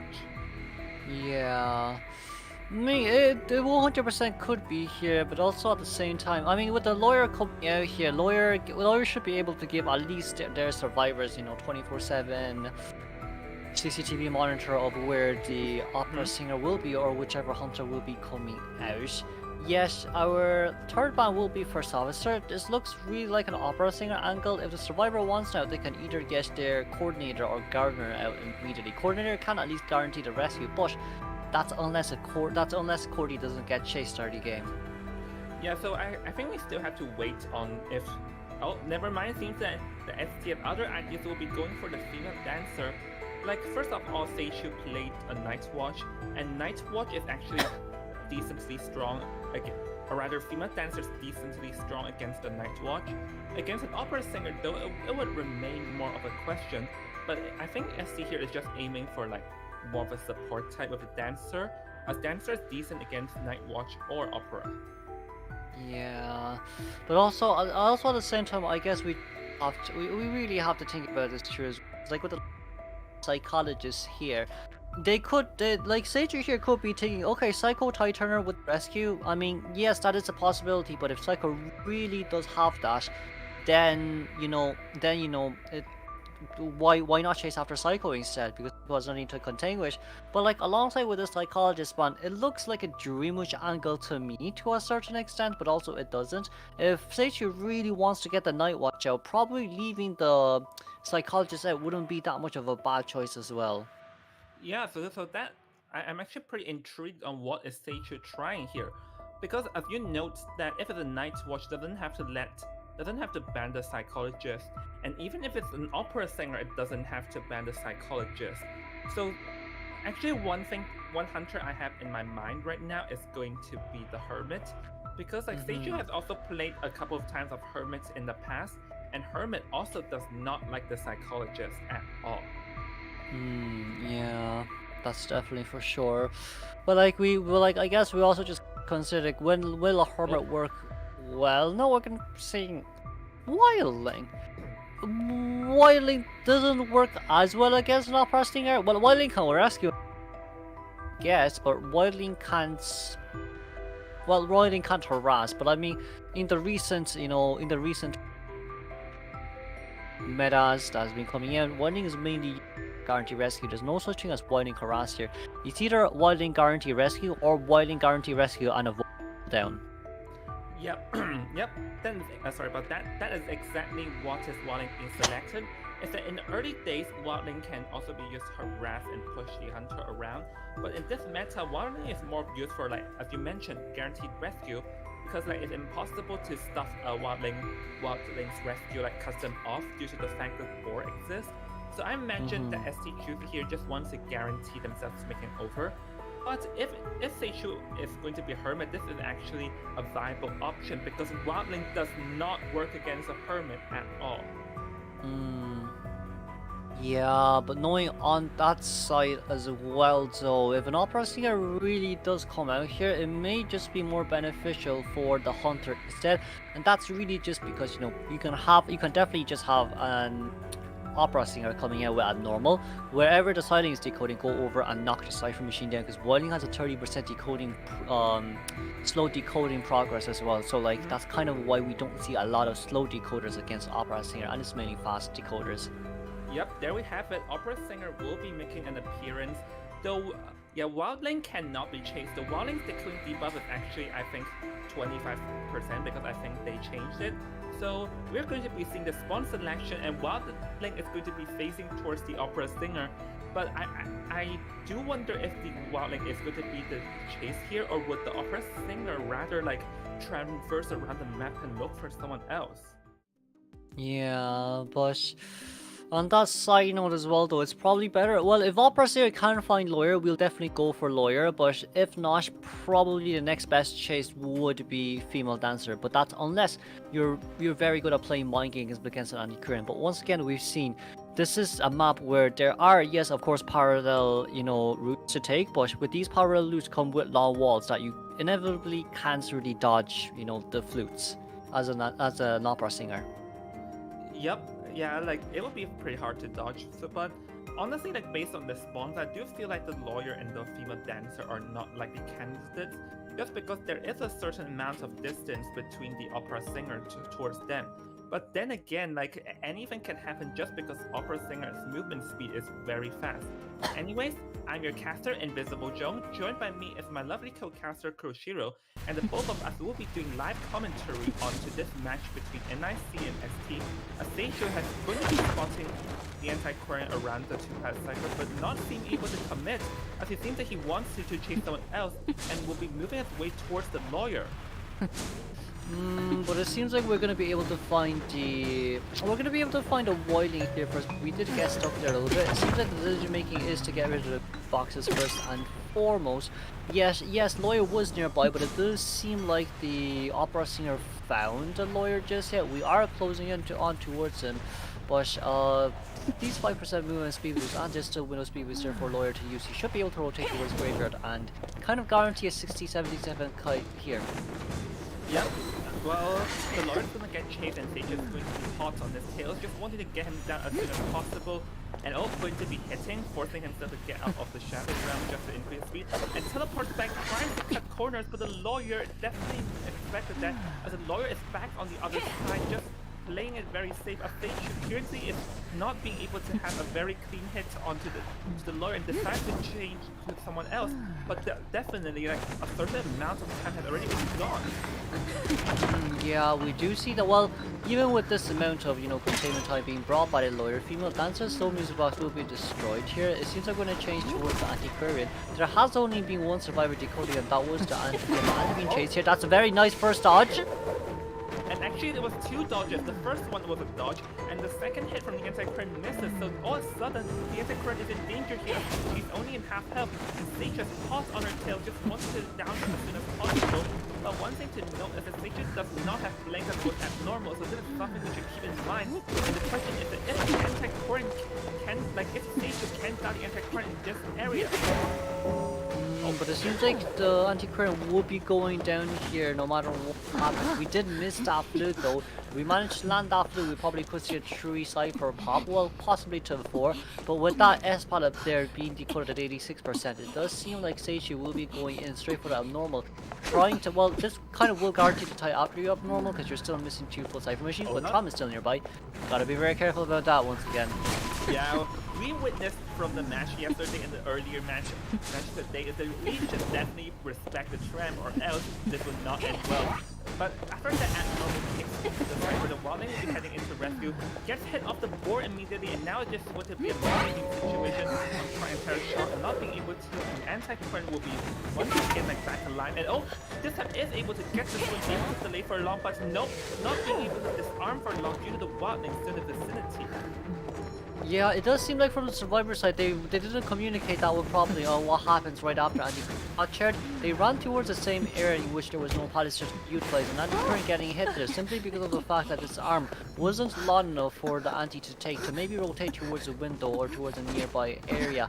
But I see the cypher machine here as well. We probably will be able to see a 4-man endgame, yet Wildling here. That's a 91% cypher machine, but 30% decoding debuff here does hurt the Wildling quite a lot right now. Yeah, like you did mention a format endgame, but do you think like the hunter can tie from this situation? Because it doesn't seem like the survivors are going to be approaching the rescue too. Oh, well, I mean, if the survivors don't decide to rescue here, then the only issue they're missing a middle cipher at 97%, and normal is ready in 10 seconds. If they don't pop that soon enough, then we may be able to see Seishu here being able to count the cipher machine for end game to give a female dancer. Not getting first hit, that was a beautiful flywheel. Yeah, nice flywheel. Unfortunately, still is going to be getting hit, but that flywheel definitely was some kind of stage. It's going to be hitting the cipher at the center, and once again, a huge punch in the gut for the survivors as down goes the cipher, and now he's back onto the female dancer's tails as he knows where the female dancer head into. So now the female dancer here must try and drag as soon as possible, but no, not being able to kite her long. So all of a sudden, so like I don't know about you, but I feel like, do you think it's going to be even a tie even possible? Because it seems that the ciphers are far behind now. Yeah, if the opera singer here can go and immediately find where the lawyer start, you know, trying the lawyer again right before the Wailing gets the rescue, that could definitely be possible. But it seems like we want to focus on chair camping instead. Didn't get that shadow strike out on time for the leaps as well. We did get off 4 now. We are missing 2 cipher machines now, but this is a lawyer with a 5% rescue. Oh, Chris, we can't body block here though. If you body block here, it's not good. You cannot body block. We need the Wailing to rescue, not the body block. Yeah, but it seems that they still want the one to block again, and the opera singer actually wants to pursue them for a second, but no, but the female dancer was a beautiful stun, just able to like buy out even more time. Because now the lawyer can head over to the last cipher, and the female dancer does go down. So the question is now, what will Sage do at what should Sage even do at this point? Yeah, that's a really good question right now, but it does seem like Seishu is aiming towards the prime cipher machine. Wailing has to be nearby, but with 3 survivors being near Seishu right now, formal elimination rate has gone up quite a bit. Do so that everyone's nearby. When is Wailing going to get off, or is the main question right now? We do have borrowed time here, but we're still just waiting on very patiently here. Cipher machine is by trump card is ready. We're going to be able to get a hit. There comes out the rescue, but now this is going to be a speedy survivors. We're going to be able to get the female dancer down, and seems like this is going to be a true man elimination here from here on out. Yeah, I would reckon it's even minimum 3 men, because we can see that the lawyer and the woman, while they're both alive running, they aren't like anywhere close to the gates at all. So it seems that they wanted to play this out a long game. Seichu here is just going to be like walking around the graveyard, wanting to catch whoever is up there. And the lawyer is actually over at the graveyard, just like dragging up for time. So now Seichu's hot on this lawyer's heels, wanting to get the lawyer down as soon as possible.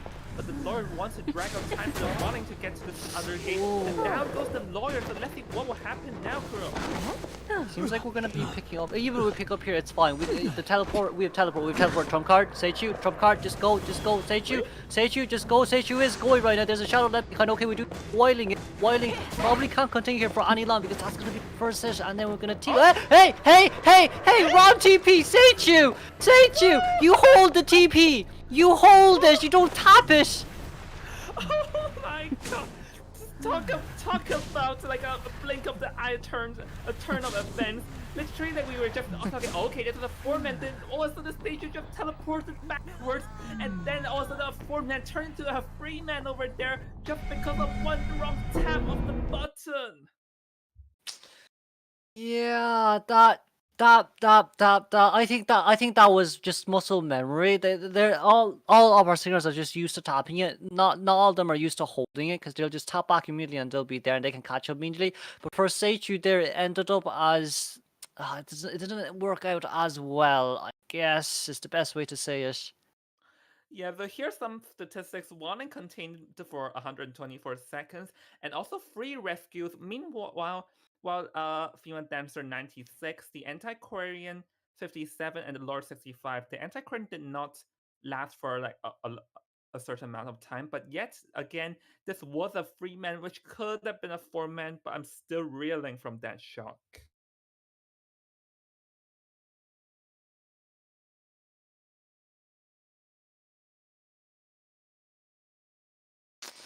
It became too much of a habit for Muscle opera singer Mings. Yeah, it became too much of a habit there. But what can we do? I mean, for now though, Seichu still got a 3-man elimination. Yes, it wasn't a 4-man elimination. 3-man elimination isn't still too bad. They do have a little bit of an upper hand maybe, because now we kind of want to force the other teams, you know, Hunter to get either a 3-man or a 4-man here to win round 1. But 3-man is going to be bare minimum right now, or else we're gonna be giving round 1 towards the other team when Seiju made a little bit of a small mistake there and during the end game plays. Yeah, but then again, like even though that was a bit of like critical mistake or fatal mistake, he still manages to get a 3-man elimination. So that also puts the pressure back onto ST's Hunter to do the same. Well, for NIC Survivor, all they have to do is, you know, play it calm, take a deep breath, don't have any dreams, get a tie, and then they'll be winning BO1. So even though the 3-man elimination was a bit unfortunate for NIC, it's still like a lead right now. Yeah, that's for sure. We will be moving on towards second half very soon, but like from the Survivor side here, Seiju did a good job, because like we do know as well, you know, round 1 is usually the round that gives Survivor the most leeway to play around the Hunter. Yes, you are allowing pressing out, but you know, there's only 4 bans on round 1, and like throughout the bans, you know, you do have characters that counter Opera, you do have characters that counter maybe the other Hunters in general as well, but you know, as long as there is enough bans for the Hunter, they shouldn't be able to give you too much of an issue, even if it's an Opera scene here, as we do see, you know, chasing around the antiquarian and then the female dancer, getting them down lead. But of course, for antiquarian side, it's really just, you know, the Opera singer being able to play the mind game so well. So I guess maybe for ST Survivor, they probably won't be getting the antiquarian if they expect an Opera singer here. Yeah, probably. The Antiquarian does highly likely to be in jail, seeing that the Antiquarian is decent against an Opera. So I feel like the Survivors for NIC, they just have to think very carefully on what they want to pick in order to achieve that tie needed. Because it's highly likely that it will be an Opera singer once again, because as we know, this meta is called Opera singer meta, and IVA is now called OVL because of that. So for the Survivors, and they definitely have to think of a plan on who is the highly likely candidate for a tie. But who do you think is the likely candidate? They could just run it as normal as possible, really. Like, you know, normal Gardener, Magician, first officer picks. Because like even for round 1, like we could, yes, definitely guarantee a tie, but as long as we kind of have that early game small control when an Opera singer doesn't have presence just yet, as long as we can get the Cypher machines done, that's really all what we for us to, you know, tie as ST Survivor around. But I mean, of course, you know, it just is not for ST, for like NIC Survivors. Yeah, they just have to, you know, be very careful of what they do if they don't want to tie.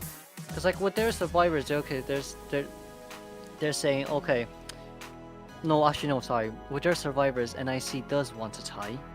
Yeah, but for sure. ST's Hunter, yeah, for ST's Hunter, they're gonna have to think, who am I gonna need to plan? Is an Embalmer a must?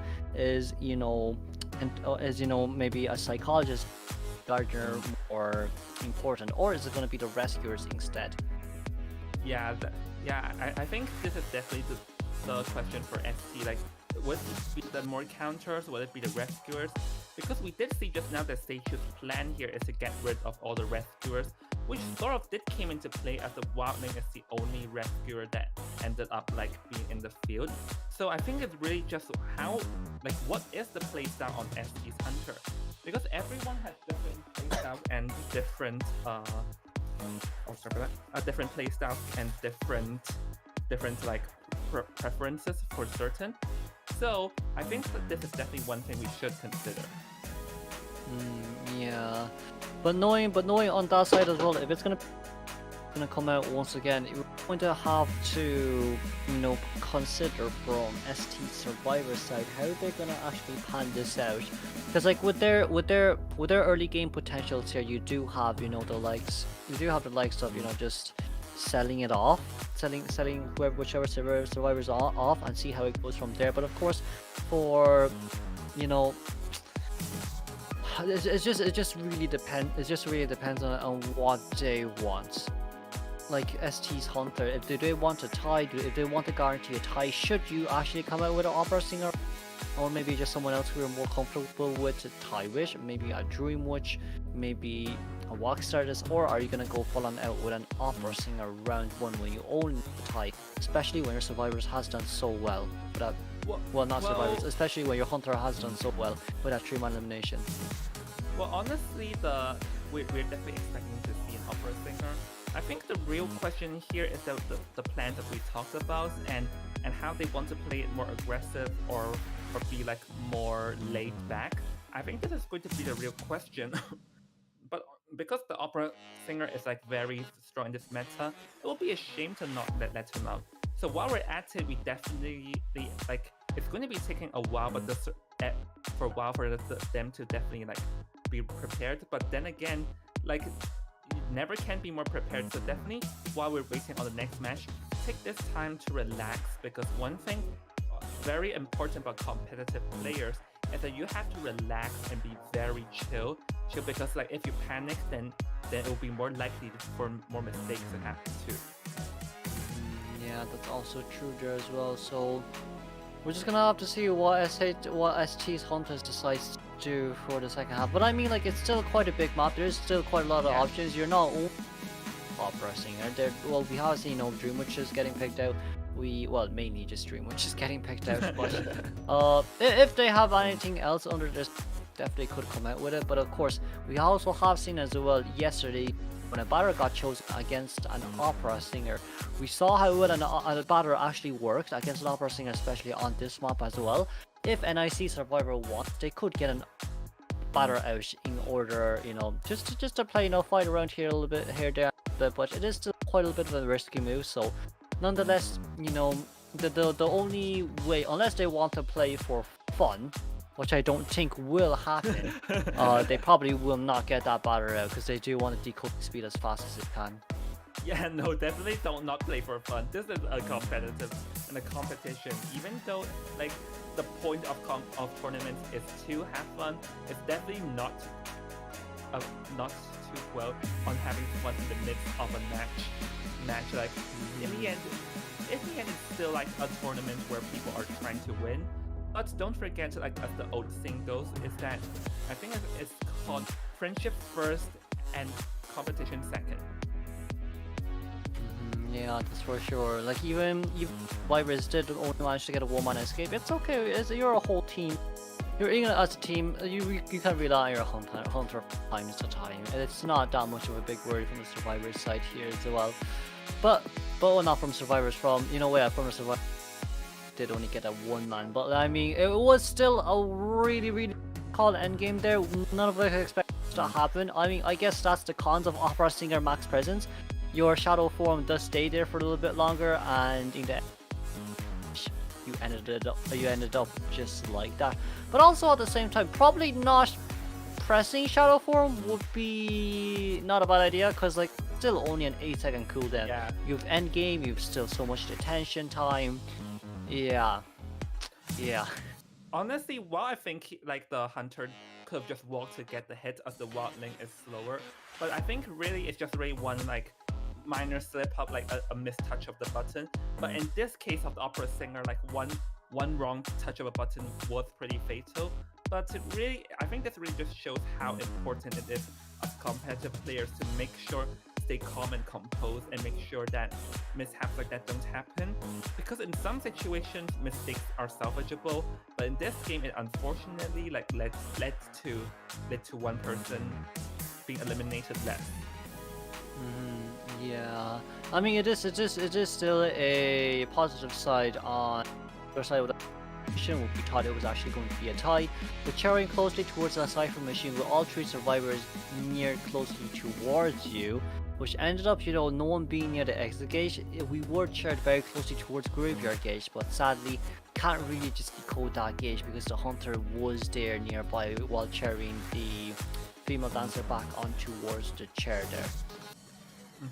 Yep, so while we're at it, actually, Ever Sleeping Town, yeah, this is actually a map that is more of the balance. Like I do recall recall when this map came out, like it was more 50 and 50 because it is the home for the more like a high transitional hunters as Breaking Wheel, but like with Breaking Wheel and other hunters are strong, but there are hunters weaker than ever Sleeping Town. But we are going to be heading in the game now, and once again to remind you, the pressure is on ST's hunter to try and get a 3k or more. Yeah, so for ST's hunter, probably banning the. Well, it seems like we're gonna still go to. I still don't think Priestess is a need if you play Opera Singer, because like, yes, it is a mini stun, but you're still gonna catch up relatively fast. Seer has been let out once again. If NIC decides to choose Seer, I don't think it's a bad choice, especially with, you know, well, you could potentially just give Owl out, but oh well, we'll just have to see what they decide to do. Yeah, oh, look at this, Kuroshiro. What are we seeing here? A Gardener and a Lucky Guy. Like, we did see some teams utilize the Lucky Guy and Coordinator combo. Like, we saw that a couple of times, but Lucky Guy being selected right off the bat, what does this mean?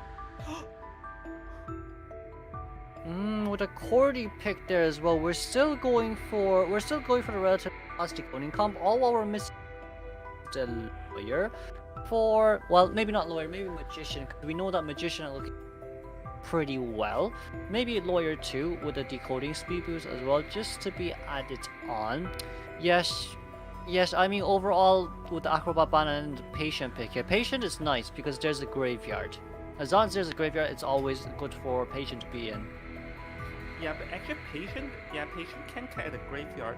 What about the other 3 survivors here? Like looking back, like, do you think like who is going to be the more likely candidate of being chased? Because these are some pretty like interesting things. Yeah, well, coordinator, you know, excitement coordinator. We've seen in match 2 already. Well, we have seen a lot of it for singers.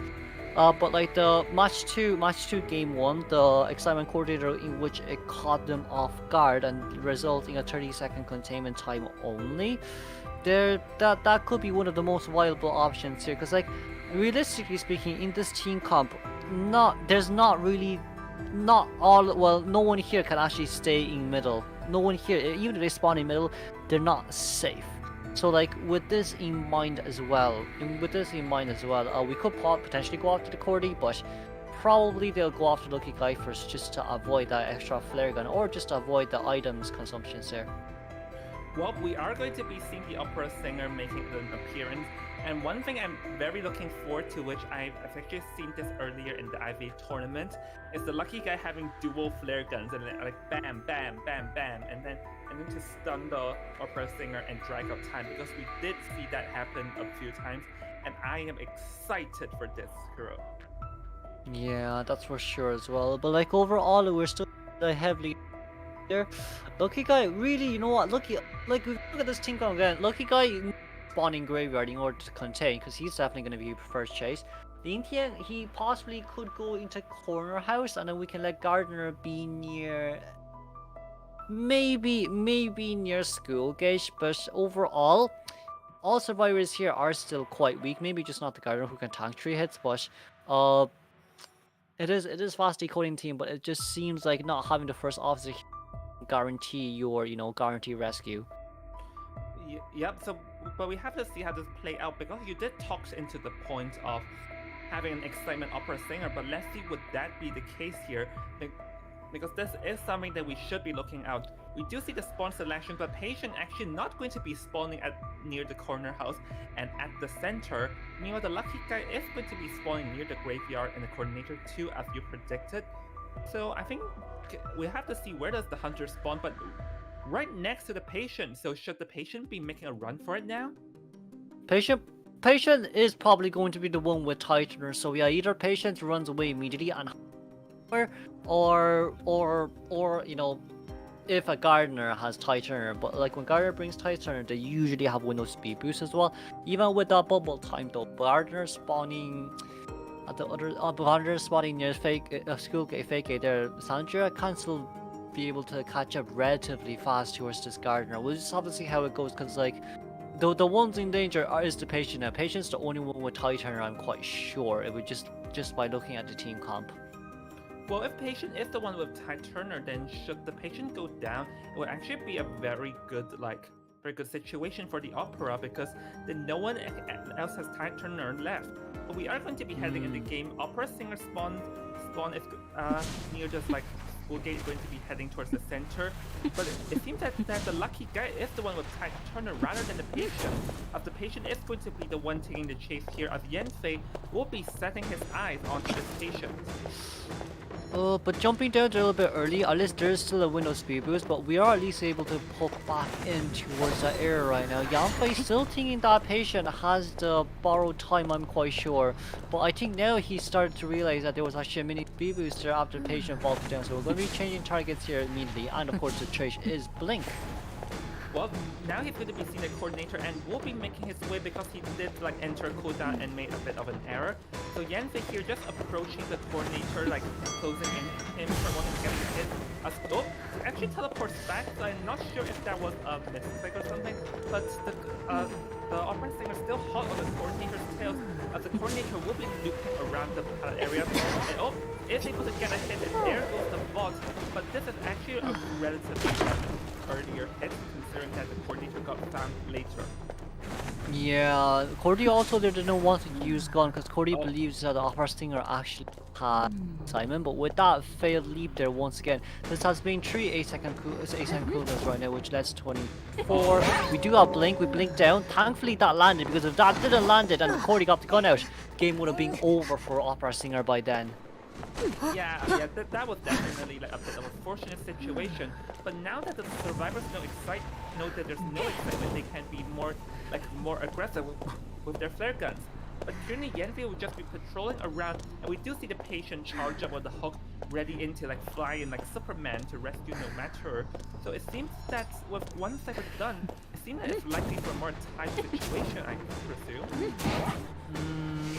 For now, we'll just have to see, because everyone rotated way too much early game. Lucky guy also was a gun there, wanting to rebound Kai here for as long as possible, allowing Patient to also like to double down here. There's no Ty Turner, so Ty Turner is still on Lucky Guy's hands here. We could possibly bring another gun, but Lucky Guy here with another gun.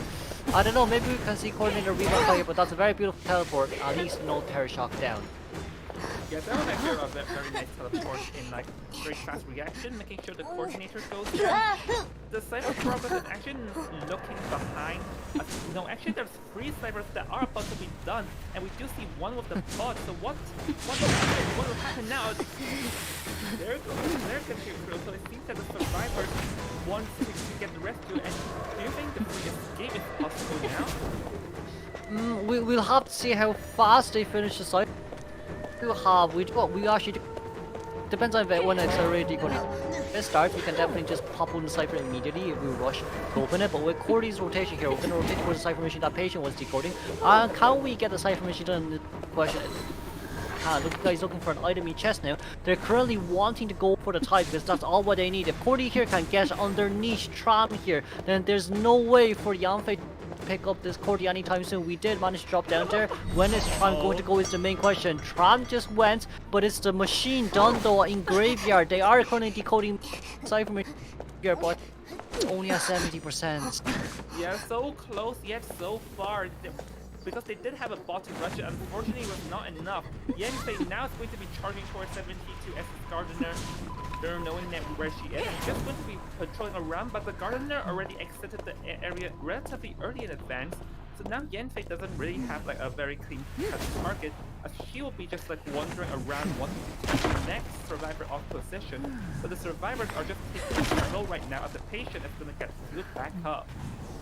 Yeah, but we do see here as well, Lucky Guy was able to manage the patient, well, as you said, the Patient, but knowing on that side as well, he did get another item. We are able to find Gardener here. But it seems that at this point is that the survivors are not decoding though. As this wonder bit, we do see them starting a new cipher. So the question is that how fast would that cipher be? Because now the Gardener is gonna go down. Lucky Guy didn't have health. Like, what should the survivors even do at this point? Because Patient is the one in full health, and the Lucky Guy half health nowhere near the ciphers. I think the ciphers are like very, very far behind. So what should the survivors do?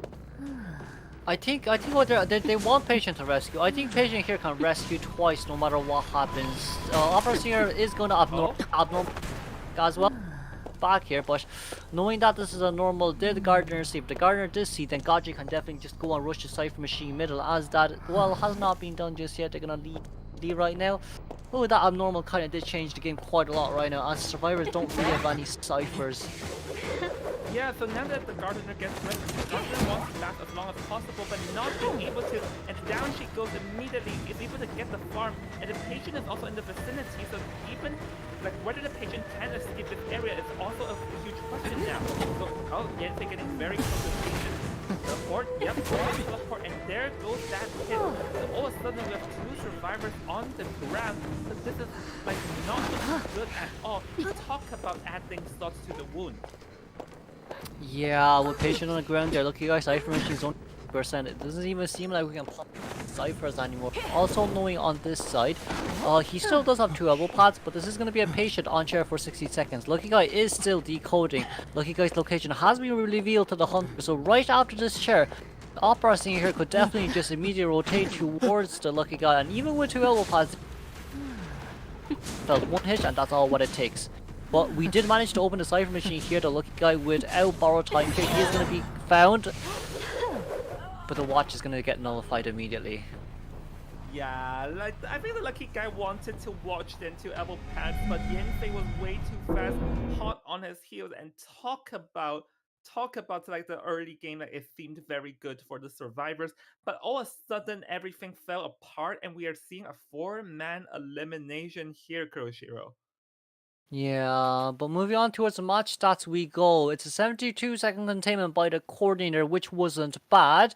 The survivors here had decoded relatively more than 5 Cypher Machines, but the only issue really there was the fact that that abnormal changed the whole game. So do you think that abnormal changed the whole game? Because actually towards the end, we can see that the Opera Singer was hovering near the last cipher, meaning that the survivors can't even touch it to begin with. So I actually feel like it was very surprising with this result. At one point of time, it seemed that the ciphers were enough, but all of a sudden, it wasn't. Yeah. Well, for Gardner, who is the original decoder near Graveyard, she left the Cypher Machine at 91%, but with Gardner there being at max health, also having a bubble, having accelerated decoding, just leaving that Cypher Machine seems like it was a little bit of a silly, but I guess once again at the end of the day, you know, it's better to be safe than sorry in that situation. But Opera Singer did manage to fully capitalize on that 91% Cypher Machine, knowing that the survivors will definitely go back towards that Cypher, and the survivors actually did. The survivors played a little bit of more of a push and pull around, in which it forces Opera Singer to keep teleporting, shadow dancing back towards the Cypher Machine. We definitely could have opened a completely new Cypher outside, maybe corner house ciphers instead of middle, and we can get 2 Cypher Machines that are all force that abnormal actually to be useless against an Opera Singer. Yeah, that's a very, very amazing analysis done by Kuroshiro. So, yeah, I still feel like the survivors definitely could have considered to play it more slow rather than rushing it, and you know, keep themselves calm and composed and push and pull, because that's sort of how you should do it in the situation. As if you rush the cipher and end up getting caught in a bad position, then this would ended up happening. So actually now we are going to be seeing the scoreboard, and ST is actually having the lead over NIC because like this was a 4-man elimination. So ST's Hunter managed to do the unthinkable with the Opera Singer, and now they're going to be having the lead of it. Yeah. Without Opera Singer from elimination, very nice done by the survivor. It's just submitted the end game there that we didn't really play it out properly. And like, I mean, it's still okay for now. Yes, it does seem like the lead is quite big, 6-3 right now, but we will still, you know, have more available options. When Opera Singer has been banned, we definitely could get, you know, other hunters out as well. That isn't necessarily has to be Opera Singer here. We probably could be able to see Seichu's Nightwatch to come out, but of course, Survivor side, they'll probably be thinking about how to hard counter that Nightwatch. Yep. Well, this is a very exciting match, and I believe everyone wants to like take a break to collect their thoughts. So we're going to be hopping into a break, and we'll see you all after the break with more IVA action. See you in a bit, guys.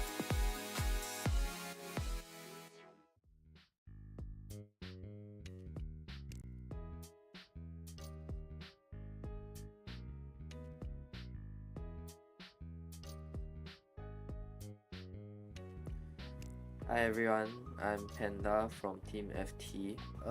Team FT for future. My team includes Mini Blue, Shadow, DDD, Yuki, and Kuga. สวัสดีครับผมกุชจิ้งเกจิลจากทีม Jelly Gangster ครับ Hi guys, I am Dream from Team Womanche. Hello, I'm Doji from FH team. ชื่อยุงแกะจากทีม NIC นะครับ เป็นตำแหน่งตัวจุของทีม Name from Raiken. Hello everyone, my team is with Chinese. We are all very excited in participating in this IVA. I felt very happy to join this tournament with my teammates. I'm so excited and proud of my team very much. ส่วนรู้สึกยังไงที่ได้มาแข่ง IVA ก็รู้สึกดีที่ได้เจอผู้เล่นเก่งๆนะครับ รู้สึกดีที่ได้ร่วมเล่นทัวร์นาเมนต์ IVA ครับ เป็นทัวร์นาเมนต์ที่สนุกมากครับ แล้วก็เป็นทัวร์นาเมนต์ที่ท้าทายด้วยครับ I feel very excited because it's my first time compared to new people. I think with the current player and the meta that is supporting us, we are thinking that winning this tournament is no longer impossible, but we are still like competition appearance. We will try to bring a good performance for everyone. Our biggest strength of our team is our teamwork. Our survivor side, our teamwork is getting better and strong. And our hunter side is also very strong, especially Kuga with a very big character pool and high skills for each hunter. The strengths for my team is we are very good at communication. เราถามว่าจุดแข็งของทีมคืออะไรก็น่าจะเป็นสกิลเพย์ของทีมแล้วก็ผมแล้วก็ทีมเวิร์กกับเพื่อนร่วมทีมอะครับ And my team strength is us play like a team and or skill play. จุดแข็งของทีมคือการเล่นเข้าขากันครับ ทำความเข้าใจเพื่อนร่วมทีมแล้วก็คอยแก้เกมคอย We are all top players and most of us have experience that can help us out.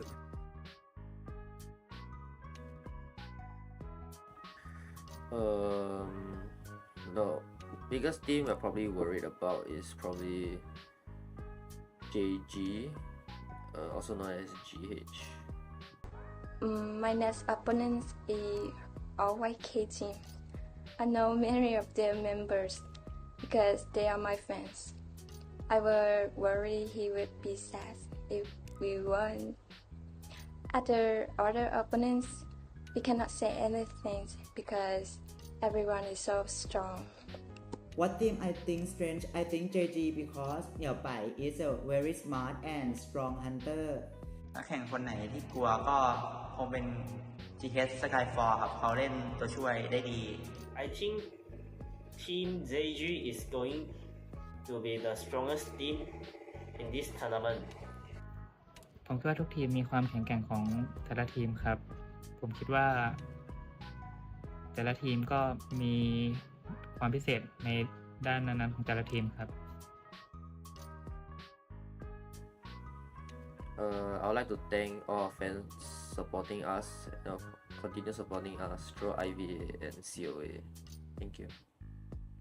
Sincere thank to all the fans who have loved ST teams.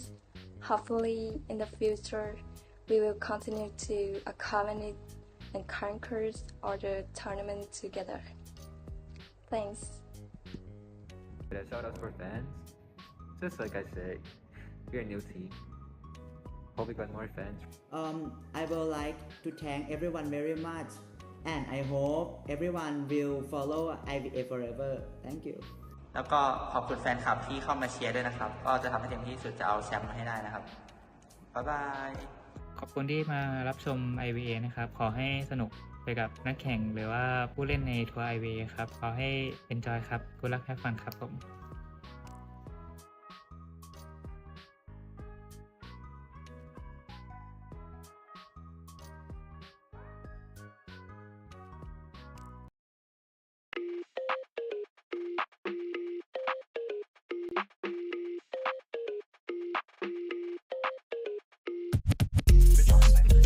Sure.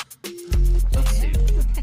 We will probably see a switch up Wait, they're just gonna pop it? They just have to get all three out. Given that there's a mercenary who can body block to the team, that's actually pretty good. Plus the antiquarian here, that's really, really good. Oh my god. And they're going to be able to Wait, Antiquarian goes down! Antiquarian? Wait, Antiquarian can't crawl out! She can't crawl out! Oh my god, and he's gonna make the warrior lead too. Actually, he doesn't technically have to lead. Watch before they get hit, so that they can get out of the gate. The abuse! Leave this hunter alone! Oh my Really? 3 hits? It's just brutal. Wait, is this a loss?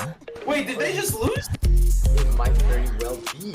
Oh my Imagine god. that was a pound stun. Imagine that was a pound stun. Oh my god. They're actually gonna lose this. And the staircase, very, very good. You always love to see those anti-stuns. Oh, but a lucky purple skull at the right time led to a hit. That's what the exploit likes to see. Yes. Was less, this time not as good as the one upstairs, but still pretty good. And immediately going for the blink hit on the prospector, just not letting him get any room to breathe. You are going to go down as soon as possible, and I am going to cancel. That's what A11 said. Considering this prospector is almost halfway, with 3 servers remaining, so we'll probably get this fight. Already a good start. Did he just hit the chair? No, he hit the person. My bad. Oh! Is that a purple soul? That was a beautiful soul. That was really well executed. Maybe he'll go for a terror shock here? No, he did not get it. Tried to go for the terror shock, but unfortunately did not get it. And prospector using his speed boost there from the blocker to try and get away. And going to be trying to not getting it, and going to be flywheeling away and then getting hit. Aids him killing him. Does he have a purple soul in him? He will, right? Yes. Yes. Oh, with the slowdown combined. With the slowdown combined and getting a hit on the lawyer and getting another basic attack on the mercenary. It seems that the Cypher is primed and the mercenary is going to be going down near, getting borrowed time activated near the hospital. However, Axboy does have his blink up. Remember that. And oh my god, a beautiful snipe with the purple snow on the mercenary. So to the other game is even better games because then they're like, well, I'm not going to survive anyway if it goes to the other game, so let's just keep hiding. And so that's what they kept doing. So we're gonna go down here. It is full presence. Still, dying in the corner. She can't really protect herself here. But she has this window. That was close. Yeah, so she's gonna be. It's tough though, because she has to run all the way over here, and she missed. They're gonna need to get this lawyer out of this Cypher at bare minimum. 3 minutes 39 seconds into the match, and we're already down to the last 2 Cyphers. Almost. This is like it's crazy. It's crazy, because it's like. Okay, well now the Weeping Clown is in for the support, as you can see. And save!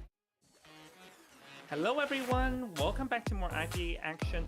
I'm your caster Invisible Jong or Seer Jong or Eli, whatever you want to call me. And I'm with Kuroshiro, and the two of us are going to be bringing you guys with more IVA action, which is going to be the match between ST and NIC. So in the first round, it was a 6-3 score with ST ahead. So this means that NIC cannot afford to lose this round, or else they're going to be dropping down to the losers bracket. Yes, we're going to be seeing a 6-3 point difference here between ST and NIC. Currently, ST being 3 points ahead of NIC in every sleeping 10 for our match on. We'll be moving on towards match 2, in which it'll be Red Church. For the first half, we'll be having NIC Survivors here coming out versus ST's Hunter. Yep. Earlier just now, NIC Survivors got 4-man elimination by ST's Opera Singer. So, and this are the results that the team behind. So in this game, they will be wanting to step the game back up and reverse it and not have the same thing happening over and over or happening again, or else it will be very hard for them to make a comeback from that. Yeah, but with the ST's Hunter coming out first though, it does seem like they want to keep the pressure off their Hunter. So if the Hunter here can 4-man elimination immediately, we probably would be at least able to, allow ST Survivors to have a little bit of an time when it comes to the second half. But of course, for NIC survivors, they're gonna have to think, okay, after I get the opera ban, who am I really going to be worried about from ST's Hunter's survivor pool? Because we do know that from ST side, their Hunter pool is quite deep. They do have quite a lot to play around with. But of course, we'll just have to see how it goes from here on out. Yeah, so we are going to be heading in the ban pick screen, and we did indeed see that the Lucky Guy and the Gardener both have been in the perma bans or global bans as we know it. So you actually casted the match of ST's Hunter yesterday, like you know what the Yanfei has. So tell me, like, what are you expecting from ST, and what are the BPs that we can potentially see? Maybe we could see a Night Watch, but I don't think that'll be happening. I mean, Yanfei has, a Hermit. He also has a Wax Artist that he plays quite a bit. But also noting on that side as well, Wax Artist wouldn't be really used, especially on a map like this, in which there's too many walls to play around for the survivors to dodge your Wax. And then there's the likes of Hermit. Unless this is a non-Hermit counter team, they could definitely come out with a Hermit and see where Yanfei goes from there. But of course, from NIC survivor side, unless they've other thoughts of wanting to counter the Night Watch, if they think that Yanfei has a Dream Watch, they could possibly go for that options there too as well. Well, actually, I heard you mentioning like a huge variety, like Dream Witch, Hermit, Night Watch. Like you mentioned some pretty a large variety. So I think currently we're waiting on Yanfei's bans here. So I think the first BP from Yanfei is probably going to be telling us what are the potential choices.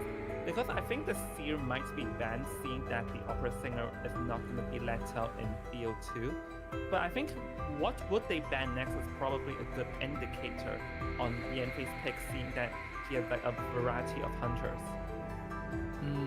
Yeah, I think it really just depends. But we do see the Mercenary and the Acrobat, so it seems that Yanfei is gonna let out the Seer. So what do you take on this situation? I don't think letting out a Priestess is that much of a brilliant idea, especially in Red Church. Well, I mean, we talk about Priestess first. Red Church, you can put portals literally anywhere, and then it'll work just fine and prolong your containment for so long. Banning the Acrobat, you could potentially say, okay, Acrobat is actually quite decent in Red Church. Mercenary just kind of guarantees, okay, we got the Mercenary out. You can't half health rescue anymore. Oh no, it's Officer. Okay, so kind of the same thing. None of these two characters can half health rescue on chair. But of course, with never mind, going to be more fake outs in a bit. But if it's going to be the Mercenary and First Officer, then it's more of like a ban the rescue approach, because one common playstyle for the opera singer is that they will be getting rid of all the rescuers, so that whoever tries to rescue will get stuffed in a large distance ahead, and we will be seeing the ban picks, which is the Mercenary and the Acrobat, which was what was begun. Yeah, but for Survivor's side here, I mean, with a Mercenary and but you can't really think much. You could definitely come out with a Priest and a Seer immediately. Well, maybe either a Priest or a Seer immediately, right? Because then, the only one who they can ban is one or the other. But Well, we're actually going to be seeing the First Officer and the Prisoner here, and that's actually a very interesting choice. First Officer, not too much surprises, as he's a common backup rescuer once the Mercenary or Knight is gone. Prisoner here, Kuro, what do you take on this? Because I think this is the first Prisoner appearance in IVA, and we don't see it every day too. Yeah, with the Prisoner, well, I mean, if you just, the Prisoner is chosen now, probably against a Hermit and a Lawyer, but oh my gosh. With this decoding team comp, we could potentially, if we want to tie, we could just run on and everything is a-okay. Because with two decoders, right, where are they going to be? There's only one of them can realistically be at church looping you. You can't have two of them in there or else they're both not decoding, right? So with these two decoder team comps here, of course the Hunter could go for more of a speedy Hunter, but of course they can also go for, map pick. Yay! I am let out of jail as Eli will be the final pick here. Seer Jones finally gets to see his Seer in the gameplay, and honestly, I'm excited to see this Seer as in this meta. It seems that people don't neither pick nor ban it anymore. But another thing to note is that looking at this team comp, I'm gonna say one thing in this team comp: speed. Definitely speed. Yeah, but I mean, like well, this is all early game potential. Seer being added as well is really just to guarantee the kite. Well, I mean, unless Seer gets for, I don't think get for. Probably give it to one of the rescuers here, but also the Seer coming up probably would be there just to counter the Hermit, who would just be there to counter the Hermit. But if a Dream Witch comes out here from Yanfei, this team comp will go straight into shambles as well. There's quite a lot of hunters that can counter fast decoding comps to guarantee a tie, or even just to get a 4-man elimination. Really would work, but since it's church, it wouldn't be so. It wouldn't work like that. But then you can also have Clerk coming out. You can lock on towards the Seer decoding one of the machines and go maybe after a lawyer, a prisoner, because even if they can kite, they can't really play pilot mind games with you. Clerk will always come up on top, and you can't tank one extra hit. With just Clerk, you can already counter so much of their decoding speed. Yeah, that's actually a very good analysis there. There's actually this is a fast decoding team comp, but as you mentioned, there are lots and lots of hunters that can counter it. But Bon being selected here, I don't know, Kuro. We're talking about lots of hunters that can counter fast decoding, and yes, Bon can be chasing the Seer, but I don't think Bon is the one that can counter a fast decoding team comp. Yeah, that's for. I mean, if they really mess up and still guarantee a tie 3-man endgame, regardless of how fast it goes down. But with a Bon pick out here, well, it depends, right? Okay, if Bon has teleport, maybe we can teleport towards lawyer or towards prisoner, but these guys are way too fast to catch up, especially after usual window speed boosts. Yeah, so I the Bon can chase the Seer, but then you'll be letting out 2 very fast decoders in the game, so I am not too certain if this Bon is going to play off well, because Bon is a camping hunter which doesn't have strong chasing abilities. We are going to be seeing the spawns though. Seer at top, prisoner center, lawyer down, and first officer at the left, while the guard 26 will be spawned next to the who's that?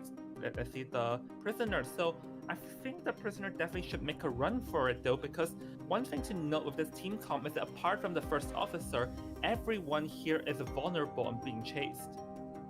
Yeah, that's for sure as well. And if they brought Flywheel instead, this may end up really bad for the survivors as well, as they can't really distance to dodge those chain bombs.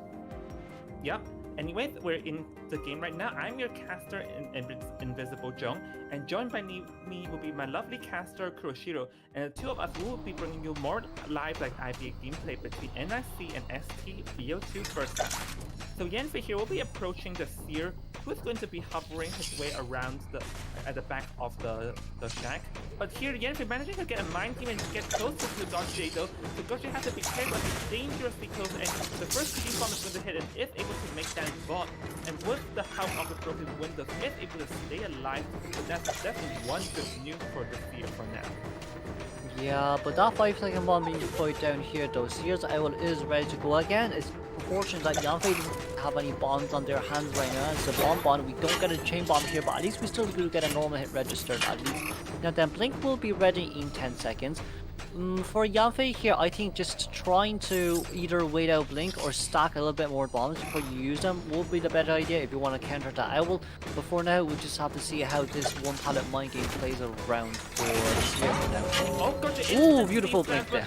Yep, a beautiful chip and Blink, and down goes the Seer, also with the owl still in play though. So actually this is a relatively early down here, because the Seer did not last for a long amount of time. So I think right now the survivors should consider on what should they do next. Should they rescue or should they even sell? Yeah, but it does seem like more here. The first officer will be coming in to rescue. The bonbon was Guard 26 here was kind of baited by prisoners Link cipher machine there with the decoding, but first officer here it's gonna be a little bit risky for first officer. Like you can't just deploy bombs on the ground and get a chip quite easily, especially in such tight narrow areas like this. Now it is going to be an after half rescue for us here. If we can get a normal hit on towards officer, we do know where officer is, but we didn't get a chip yet. We did manage to get a hit and see it has been rescued. Yeah, but there is an after half rescue. Keep in mind, Yen's caught on George Kevin is able to get a chip. So currently, like, George doesn't have a perfect opportunity to use the out. George gonna run for the window with the help of speed boost, just wanting to increase the distance. But Yen is slowly getting close, and out gonna go and play here, but only able to spot the chain bomb, and down goes the sphere. Like, Kuroshiro, like if we look at the size of progress on the field, it seems that it's far behind because there's still 4 remaining, and there's like 3 that's a round to be, or like 2 rounds to be done. So there's 1 whole cipher. At this point, I think it's a question of if the survivors can tie from this. Yeah, we really just have to see how well the decoders here contain, because like if the decoders here can contain, then at least first officer, even if he's 1 chip down, he still does the pocket watches to, you know, go in and do the rescue. But like as you said here as well, 1 full cipher here remaining. We do see Yunte going in as prisoner immediately for the rescue, but I'm quite sure that prisoner did link up towards that cipher machine. It just depends on how much, you know, cipher progress there is, but it doesn't seem like the survivors will be able to equal that anymore. Oh, there was a beautiful electro ball from Yunke there evading the damage, and this chain bomb actually missed over here, so Yunke actually doing a pretty great job in evading the bomb, but does end up getting hit in a normal attack. The turning he only have 1/4 of health, but we can see that the first officer and the lawyer are desperately rushing the cipher at the other side, as they want to get this kind of weapon. This prisoner is able to stay alive, but unfortunately not for long, as the prisoner goes down and most of the survivors are at the other side of the map, Kuro. Yeah, it just depends on who's gonna come in to rescue now. It seems like more wants to wage. We've only 20 seconds left remaining on the clock for our next remote control bomb. Now then, we need to try to look for tonight. We need to see where more.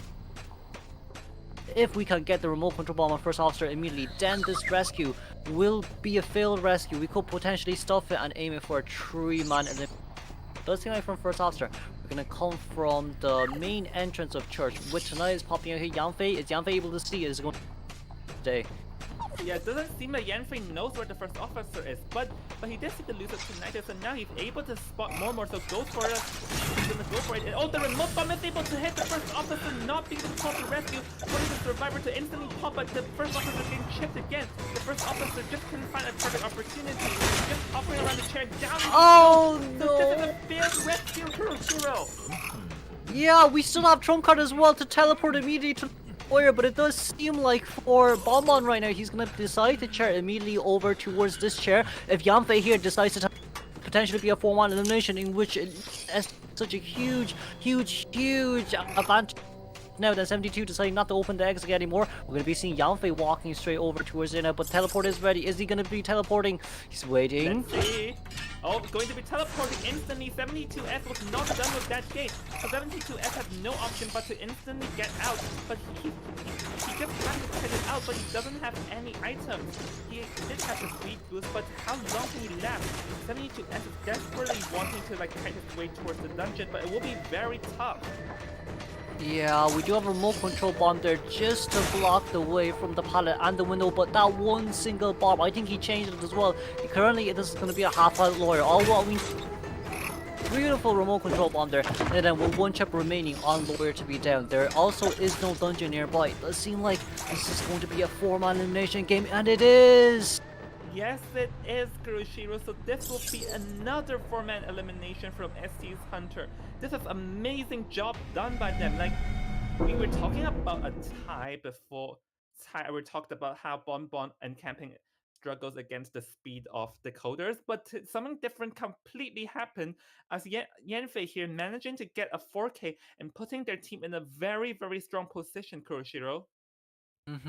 Yeah, that's for sure. But like, we kind of do have to emphasize on and I see Survivor kind of made the same mistake as last game, because you know they were once again too, you know, they were too worried about the cipher machine at 70%. They do want to finish it, and just because of that, the hunter did manage to find where prisoner was and being able to down prisoner near that cipher machine instead of allowing the prisoner to maybe play along a little bit, stringing up and down, giving Tonetta trying to force the bomb to find him and allowing his other two survivors to decode the cipher machine at the other corner of Shack.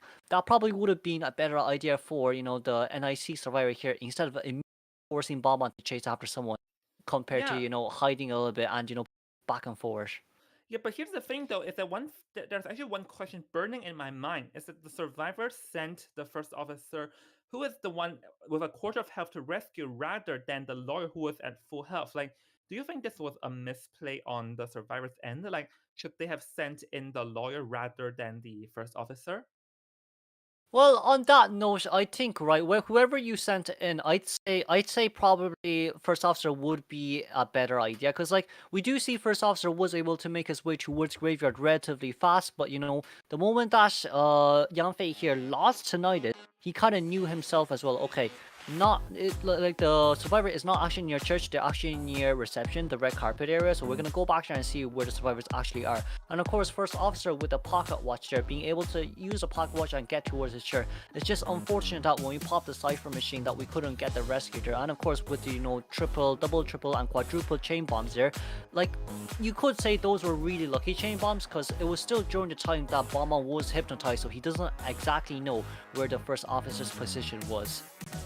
Yeah, I guess you can say the luck, but then again, we just have to applaud how well the Yan Fei plays those bombs, because sometimes it may seem a luck, but you never know like how much they trained to like predict the locations behind the scenes. And here's an update on the scoreboard for everyone who was like late in joining the stream. In the first round, ST managed to get the win over NIC by a score of 6-3. And earlier in this round, it was a 4-man elimination done from ST's Hunter Yan Fei. So that means that for Stage or for NIC's Hunter, they have no option but to also go for a 4-man elimination. If they don't 4-man, then this would be over in 2 rounds and they'll be sent to the loser's bracket. Yeah, that's for sure as well. Now, all the hunters going decide to, change their hunter, but it's a little bit too late to change hunters now, as we are only allowed to change, you're only allowed to swapping hunters in and out before the match starts here. So it's going to be full pressure on Seichu's side, and knowing that as well, Opera Sing is going to be currently banned here. One of Seichu's pocket hunters really is, Night Watch. We've seen quite like Night Watches coming out from him as well, but like knowing, in this map, yes, Night Watch could be a 100% potential of a 4-man elimination hunter. Yes, there just is, after the nerf and after the nerf and alongside with his counters, it may be a little bit hard for Seichu to actually pull out this Night Watch if it's gonna be a Night Watch counter team. Yeah, but then again, yesterday Seichu manages to get a 4-man elimination with the Night Watch in a VO1. So he has done it before, then there's definitely potential for him to do it again for certain. So definitely don't count Seichu out yet, because we've seen him dominate before, and now's the time for him to do it again. But on the flip side, for the survivors, them having the massive lead means that they can just play for the 1-man and play as safe as possible. So, Kuro, what are we expecting to see from the survivors now? Oh, maybe we'll see a TME. Maybe it's a bit time to see a TME. Well, I mean, if this was hospital, they could definitely throw out walking speed boost. You have after walking, the sprinting speed boost. You have the vaulting debuff being nerfed. There's so many things there. But of course, with the mind's eye talk there, it's really just because we saw the lawyer and the prisoner. We could potentially come out with a lawyer and a prisoner once again with speed boost here. Well, not speed boost, the decoding speed, cipher rush, comp, and to show our audience, this is how the cipher comp should be played, and it could be ST the ones that shows that to us. Well, ladies and gentlemen, we're going to be heading over the Banpick screen, which this, I remind you, might potentially be the last match. We do see that the Antiquarian and the Lawyer are lying down at the global bands as they were selected by ST earlier. So now the question is that what will the Survivor's plan and the Hunter's plan be? we do see the Batcher and the Priestess are going to be banned from Seiju's side. So Seiju does not want to deal with the Priestess, and I guess the Batcher is more of a target ban, because I do recall seeing ST Batcher yesterday. Yeah, and especially with that batter side as well, right? We do have to think, okay, so a batter has been banned. What is a batter? What is, who's afraid of batter a lot? Nightwatch. Nightwatch is one of them. Opera Singer, but it's just because, this map, yes, there are, tight areas for a batter to play around with, but also at the same time, you just have to think, okay, am I really going to play out a batter if a Dreamwitch has been banned? Yeah, actually, Dreamwitch being banned actually tells us one thing though, because like Opera Singer has been let out and is not banned, so it seems the ST rather face against the Opera Singer than facing off against Seiju's Knight, or rather Knight Dreamwitch. So this is an interesting take, as we're going to be seeing the female dancer and the prospector. But if the Opera Singer does indeed make an appearance, like how do you think are these two survivors faring off against it? If the survivors do decide to choose Opera Singer, I think it will be mainly based around how female dancer deploys her music boxes. Because if she deploys her music boxes well and the survivors are able to rotate in, then prolonging the containment wouldn't be so hard for ST survivor side. Yep, so we are going to be seeing the first officer going to be making an appearance here. So, oh, and the cheerleader will be the last one. So there we have it. We have the female dancer, prospector, first officer, and the cheerleader. And in this team comp, considering that Seiju needs a 4-man elimination, like, do you think it's going to is a Knight, or rather Opera Singer, going to be the best pick here, or are we going to be seeing like a Nightwatch or something else completely different? I think Opera Singer would be the way to go, because like Opera Singer can counter Prospector. She can also counter Cheerleader. Why am I saying those two mainly? It's because even if Prospector stuns you, once again you're able to pull away to either cancel the magnet, or you're able to pull close immediately towards the wall, in which the stun time is that long. And especially from Cheerleader side as well. Okay, you can pom-poms, but you're gonna have that 4-second debuff there, which means you're only allowed to walk instead of run right after you use your pom-pom. So with Cheerleader side, if an Opera Singer uses well, that pom-pom speed boost may not actually come into that well of an effect against an Opera Singer. Well, there we have it. We're going to be seeing the Opera Singer making another appearance again. And earlier this round, Seiju was very close to getting a 4-man elimination with her. It was just unfortunate at the end where one wrong tap of the button ended up like what's battering. So Seiju's like, I may have made a slight mistake on the first round, but I am going to 4K you with her this round. So like you mentioned that this Opera Singer will be very good against this team comp. So I feel like the survivors definitely should be very carefully and must stay on their toes. But of course, moving on towards area selection spawn we are going to be able to see the female dancer in the middle, while Cheerleader is actually going to be at Shack, First Officer being at Red Carpet, and Prospector being on towards the right hand side here of female dancer. Meanwhile, Seiju is spawning on the left. So it seems that the female dancer might want to take a run for it because it's right next to. But once again, audience, like, make sure to let your cheers out before the game starts, because this may potentially be the last game between NIC and ST. Should NIC's Hunter fail to get a 4-man elimination, then it's going to be over in 2 rounds and they'll be dropping to the losers bracket. So make sure everyone in the audience lets the players know how much you're rooting for them, how much you're supporting them, and how much you want them to win. But with the team comp boys, once again we'll be seeing a nice will come to Opera Singer. Survivor side, we're gonna have Boss as First Officer, Dancer, Love Tio, Prospector, and Tay Tian as the cheerleader here. And I see Hunter is going to be needing a 4-man elimination for us to move on towards round 3. But of course, if ST Survivor even manages to just to get a 1-man escape, we can the matchup for today's overall games. So everyone make sure to stay up in your seat, go grab some popcorn. Everyone make sure to watch this match, as this may potentially be the last match For NSC fans, definitely root for Seichu to do it. For SC fans, root for the survivors to do it. But this will be an interesting match because it's not every day do we see Opera Singer being let in BO2.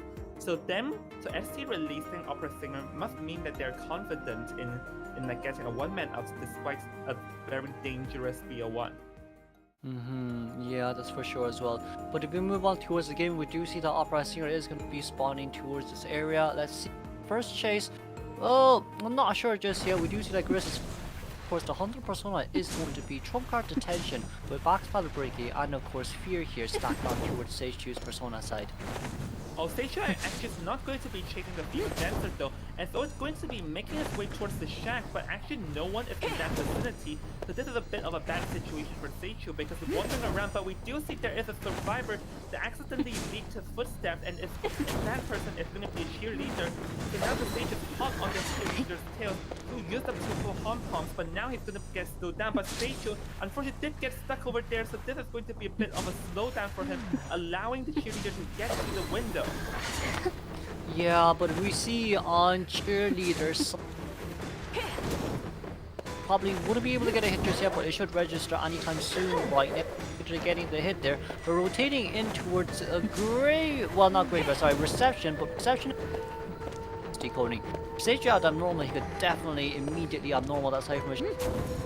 But that's gonna be a blink missed! It missed! Oh, that is a very unfortunate situation. Cheerleader able to play around to drag for long. And oh, there goes the down, but definitely boss around 10 more seconds. And that was a blink area, should have been a place where the Seichu should have been careful with, because that area is very easy to miss the blink. Yeah, we see first officer Cypher here as well. Get the rescue as well. That Cypher should be done. And with the other two survivors out on the field, Prospector is already done, but it just seems like the Cypher's on the other side of the map right now, so we do have to rotate quite a bit of time to open our 4th and 5th Cypher machine. But first officer still doing a really good job here. As long as we don't get a double down potential, that's all what we need. We did get a hit here once again. We are going to be able to get the rescue here. It's a little bit late, sadly, but it's double down on the first officer. Yeah, this double down is not something the survivors want. The prospect is actually in the vicinity, wanting to harass and allow the cheerleader to tight up. So the cheerleader able to launch through the window, and yep, his pom-pom is actually using as the prospector here is just waiting to harass, wanting to drag even more conversations out for blood on his prospector. And so now let's see what will Seichu do, but the prospector did an amazing job in allowing the cheerleader to stay alive. Yeah, and of course didn't really get that shadow leap out. We do see cheerleader back in towards Shack right now, but at least for Shack area, that shadow isn't really at that area. Not getting the mind game in there properly. This rebound kite potential is so strong. We do see that female dancers also use fast because of the box to get the first officer up. We could definitely get first officer fully healed right there. Still holding on by the thread. We are able to vault over that, but with the speed just ready, we did try to go away, but sadly that'll be possible anymore. Well, yep, there goes it down. Here's the situation, it's 3 ciphers. So at this point, like, seeing that Seichu needed a 4K, so Seichu still has like work to do, but do you think it's possible, now? Like, how possible do you think it is for this 4-man that Seichu desperately needs? For Seichu, no, he has to abnormal one after cheerleader gets eliminated, since, like, you know, they're still missing 2 full Cypher machines. Yes, but there's only 2 Cypher machines left. Yes, but there's still 2 full Cypher machines, right? They're trying to look for a Cypher. There's 1 Cypher in the middle that has been decoded. That's going to be the most dangerous Cypher here. The only safe Cypher out there is closely towards the 4 corner there with a breakable wall, and the last 3 are too close to towards each other. One in Shack, the other one in middle, and the other one actually next towards Church as well. So last 3 Cypher machines is going to depend on how Seichu plays this one out. But it does seem like Boss here is going to be taking the main containment here, meanwhile still having Pocket Watch left on his hands to use. Yep, Seichu is actually going to be wandering around wanting to catch survivors red-handed, and is able to catch the prospector attempting to rush the Cypher. So now he's going to be committing full onto this prospector who throws the knife and wants to stun, and is able to just buy out some time. And opportunity movement, catching the first officer right in his face. The first officer's watch also end up getting hit, so this is a bad situation now, because the first officer has no more items and it doesn't have help, but Seichu's not going to be pursuing the first officer, rather focusing on the prospector for a couple of seconds instead. Yeah, we do see that first officer is currently looking for an item for himself on the other side, but Seichu once again didn't really get the leap out onto a Shadow Strike. You should leap and then Shadow Striking instead of Shadow Striking first, but of course that's going to be another pocket watch on first officer's hands. Wow, that's third pocket watch up today. We aren't able to get the hit down here. That's still okay because we could teleport back here. Yeah, I think the operator did not mean to teleport to the one next to it. He's gonna be teleporting onto the prospector who managed to evade a couple of hits there. And oh, there goes that hit. The prospector will be transitioning away to the graveyard as the survivors are going to be meeting up trying to heal. The stage is out for blood as he's going to be making a mad dash towards the bottom broken and going to be teleporting back to the prospector now. So it's going to be a back and forth situation. It's going to be a push and pull, and the survivors definitely have to pull their weight if they want to get that one man. Yeah, but at least the good news is that Seichu got the prospector down. The Cypher Machine still isn't enough just yet, and only female dancer here is the only one that can rescue right now. But it does seem like Boss is gonna make his way towards the chair first. They could definitely get a trim on endgame if they want, but that's only if Seichu decides that he wants to start chair camping. Right now we do see female dancer is gonna be able to come nearby the middle Cyphers. If Seichu doesn't go out, then this will be primed. Yeah, Seichu is going to knows that they're going to go for first officer, but unfortunately makes the mistake in dashing, entering cooldown, so now he has no choice but to go back to where the female dancer is already in the vicinity, but Seichu is out for blood, wanting to make sure that that Cypher is not going to get done no matter what. But seeing that Seichu did end up getting stuck, which is an unfortunate situation there, and now he's spotting Boss and is hard after him. So the question is, how long can Boss last? Yeah, but on that side as well, we still do at least see the other two survivors healing. They're almost done healing actually. We could have the prospector in coming in once again to the rescue, but like seeing that the two Cypher Machine here has been decoded, it's not bad. Like it's good that they've decoded, you know, Church and Shack, because this kind of forces Opera Singer to go in straight towards human form instead of shadow form when, you know, rotating between one, you know, the Shack and the Church itself. But with two survivors, they're trying to force open the Cypher Machine. It seems like they're gonna come in for the rescue once again, but at least there's someone there at full. Have to be careful on Prospector side. Yeah, Prospector has to be careful because he got spotted. So, oh, there goes the Prospector running into the corner for some reason. It seems that he just wants to drag out and waste Seichu's hard after him. And oh, a beautiful repel. They're managing to stunning the Opera Singer. So this allows the first officer to be rescued. But now Seichu will be hard after this Prospector. There goes that down. So it seems that at this point, even though the Cyphers are very close, the survivors just can't find a very good time to pop it. But we're heating very close towards where Seichu is right now. Seichu's not able. No. Oh, if he was able to find it, would have been great. But first officer did manage to. We are going to be turning back towards this area again. Female dancer will be forcing open that Cypher. I think female dancer can. Goes in. We do see first officer is going to come in for the rescue. Prospector is going to be the one in danger. But at least female dancer rotated out pretty fast here, so we shouldn't be too worried about herself right now.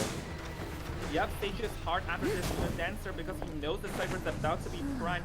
So he's going to be ignoring the Prospector who is going to be on the last chair seat. And there goes that head. Oh, beautiful flywheel over there from the dancer dragging up some time. But now she's going to be vaulting out towards. And oh, Seichu here teleports back in a weird position. Now he's going to be making a mad dash towards the human dancer. But then there is also the Cypher being done at the Shack. The Divine Conquer approach is working because now there's two Cyphers about to be done simultaneously. Yeah, but they're able to pop the Cypher Machine here though. See what the Survivor I just said, we're not playing with the Cypher Machine here. Get a hit right up when. Wait a second, Seichu teleporting back here. Guess what? Female dancer is currently at the other. Get this 80 seconds. Oh, she's. But that's a beautiful pallet stun.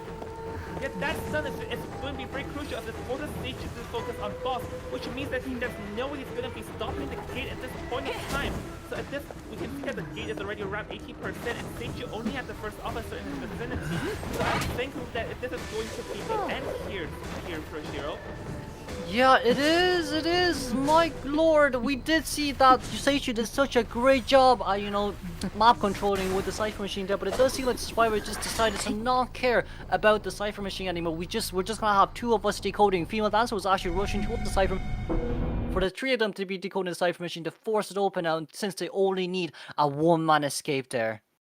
Yeah, there we have it. So look at the containment time. Apart from the cheerleader who was the one who got eliminated early, the prospector and the first officer dragged for a long amount of time here, and especially the prospector with the beautiful stunts to help the cheerleader rebound, and also he used his Magnus all very effectively when he got chased.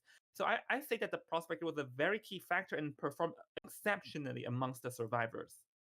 It's definitely for sure. But well, of course, we do have to congratulate the winner here, ST, today for winning against NIC. But of course, like it is the definitely well worthy win for them as well. But of course, we do have to give survivors going against this opera singer twice. They may have not been able to contain well against her in the first game against Sleeping Temple. On the second game there, getting a tie as against an opera singer with last three Cypher Machine being so close towards each other.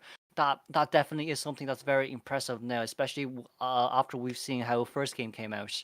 Yeah, I actually wanted to talk to you about that because normally with the last three ciphers being that close, it would have been a 4-man. But we see the survivors performed exceptionally. Like tell me, like how do you think the survivors managed to pull that off? Because at one point it seemed that the 4K is very likely here.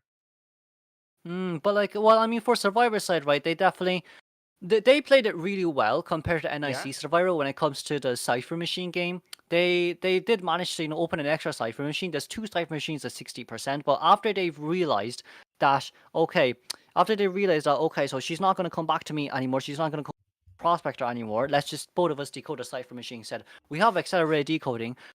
First officer used 2 pocket watches already, and if we add accelerated decoding, First Officer, by technicality, does not have any debuff, so they were able to rush that Cypher Machine endgame and allow female dancers to get towards the gate.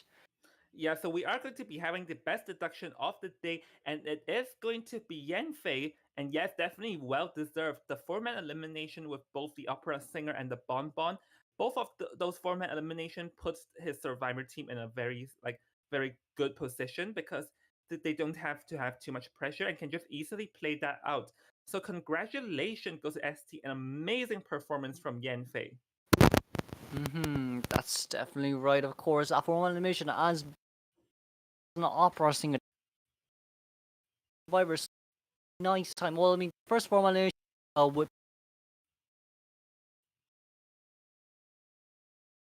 Yeah, yeah, like I would definitely agree with Kuro there. Like the 4-man elimination, both times opera singer and bonbon, and especially that bonbon, how he handled it was very well. So because like we were talking about to like win the brackets match, and the fact that ST manages to get a 2-0 over NIC here one quite convincingly just showed everyone that they definitely should not be underestimated, as they can easily 2-0 at this point of round. Yep. So honestly, like with this match being that straightforward, I'm very excited to see SC moving on because like SC will be playing against JG next week, which is going to be on Saturday, and this is going to be very interesting, and I am looking forward to watch even more matches.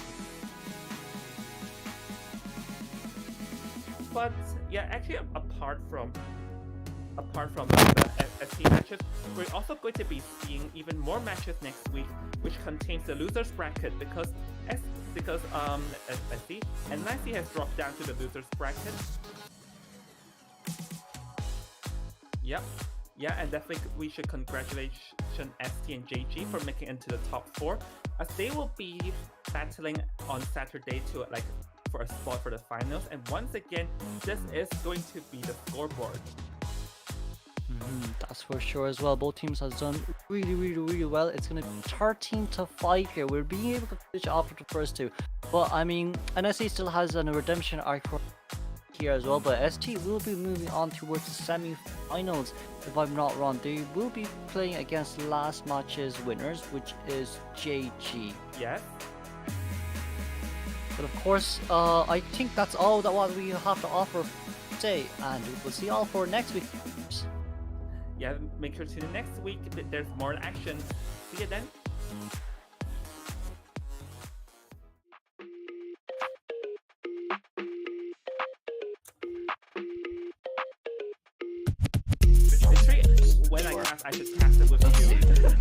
we will probably see a switch up.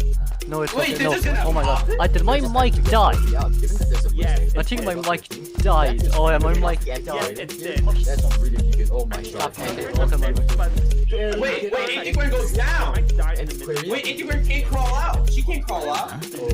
Oh, Wait, oh when my did god, it he's gonna die? make them wear lead too. Actually, he doesn't technically have to lead. I watched before they get hit so that Oh. they can get out Oh of the game. no. Oh. The I thought- abuse! Leave this hunter alone! I was there. I was just. Really? Oh. 3 hits? It's just brutal. Wait, is this a loss?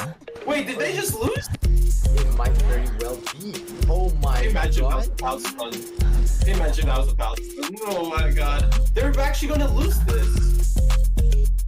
And the staircase, very, very good. You always love to see those stuff. Oh, But a lucky purple skull at the right time led to a hit. That's what the exploit likes to see. Yes. was less, this time not as good as the one upstairs, but still pretty good. And immediately going for the blink hit on the prospector, just not letting him get any room to blink. You are going to go down as soon as possible.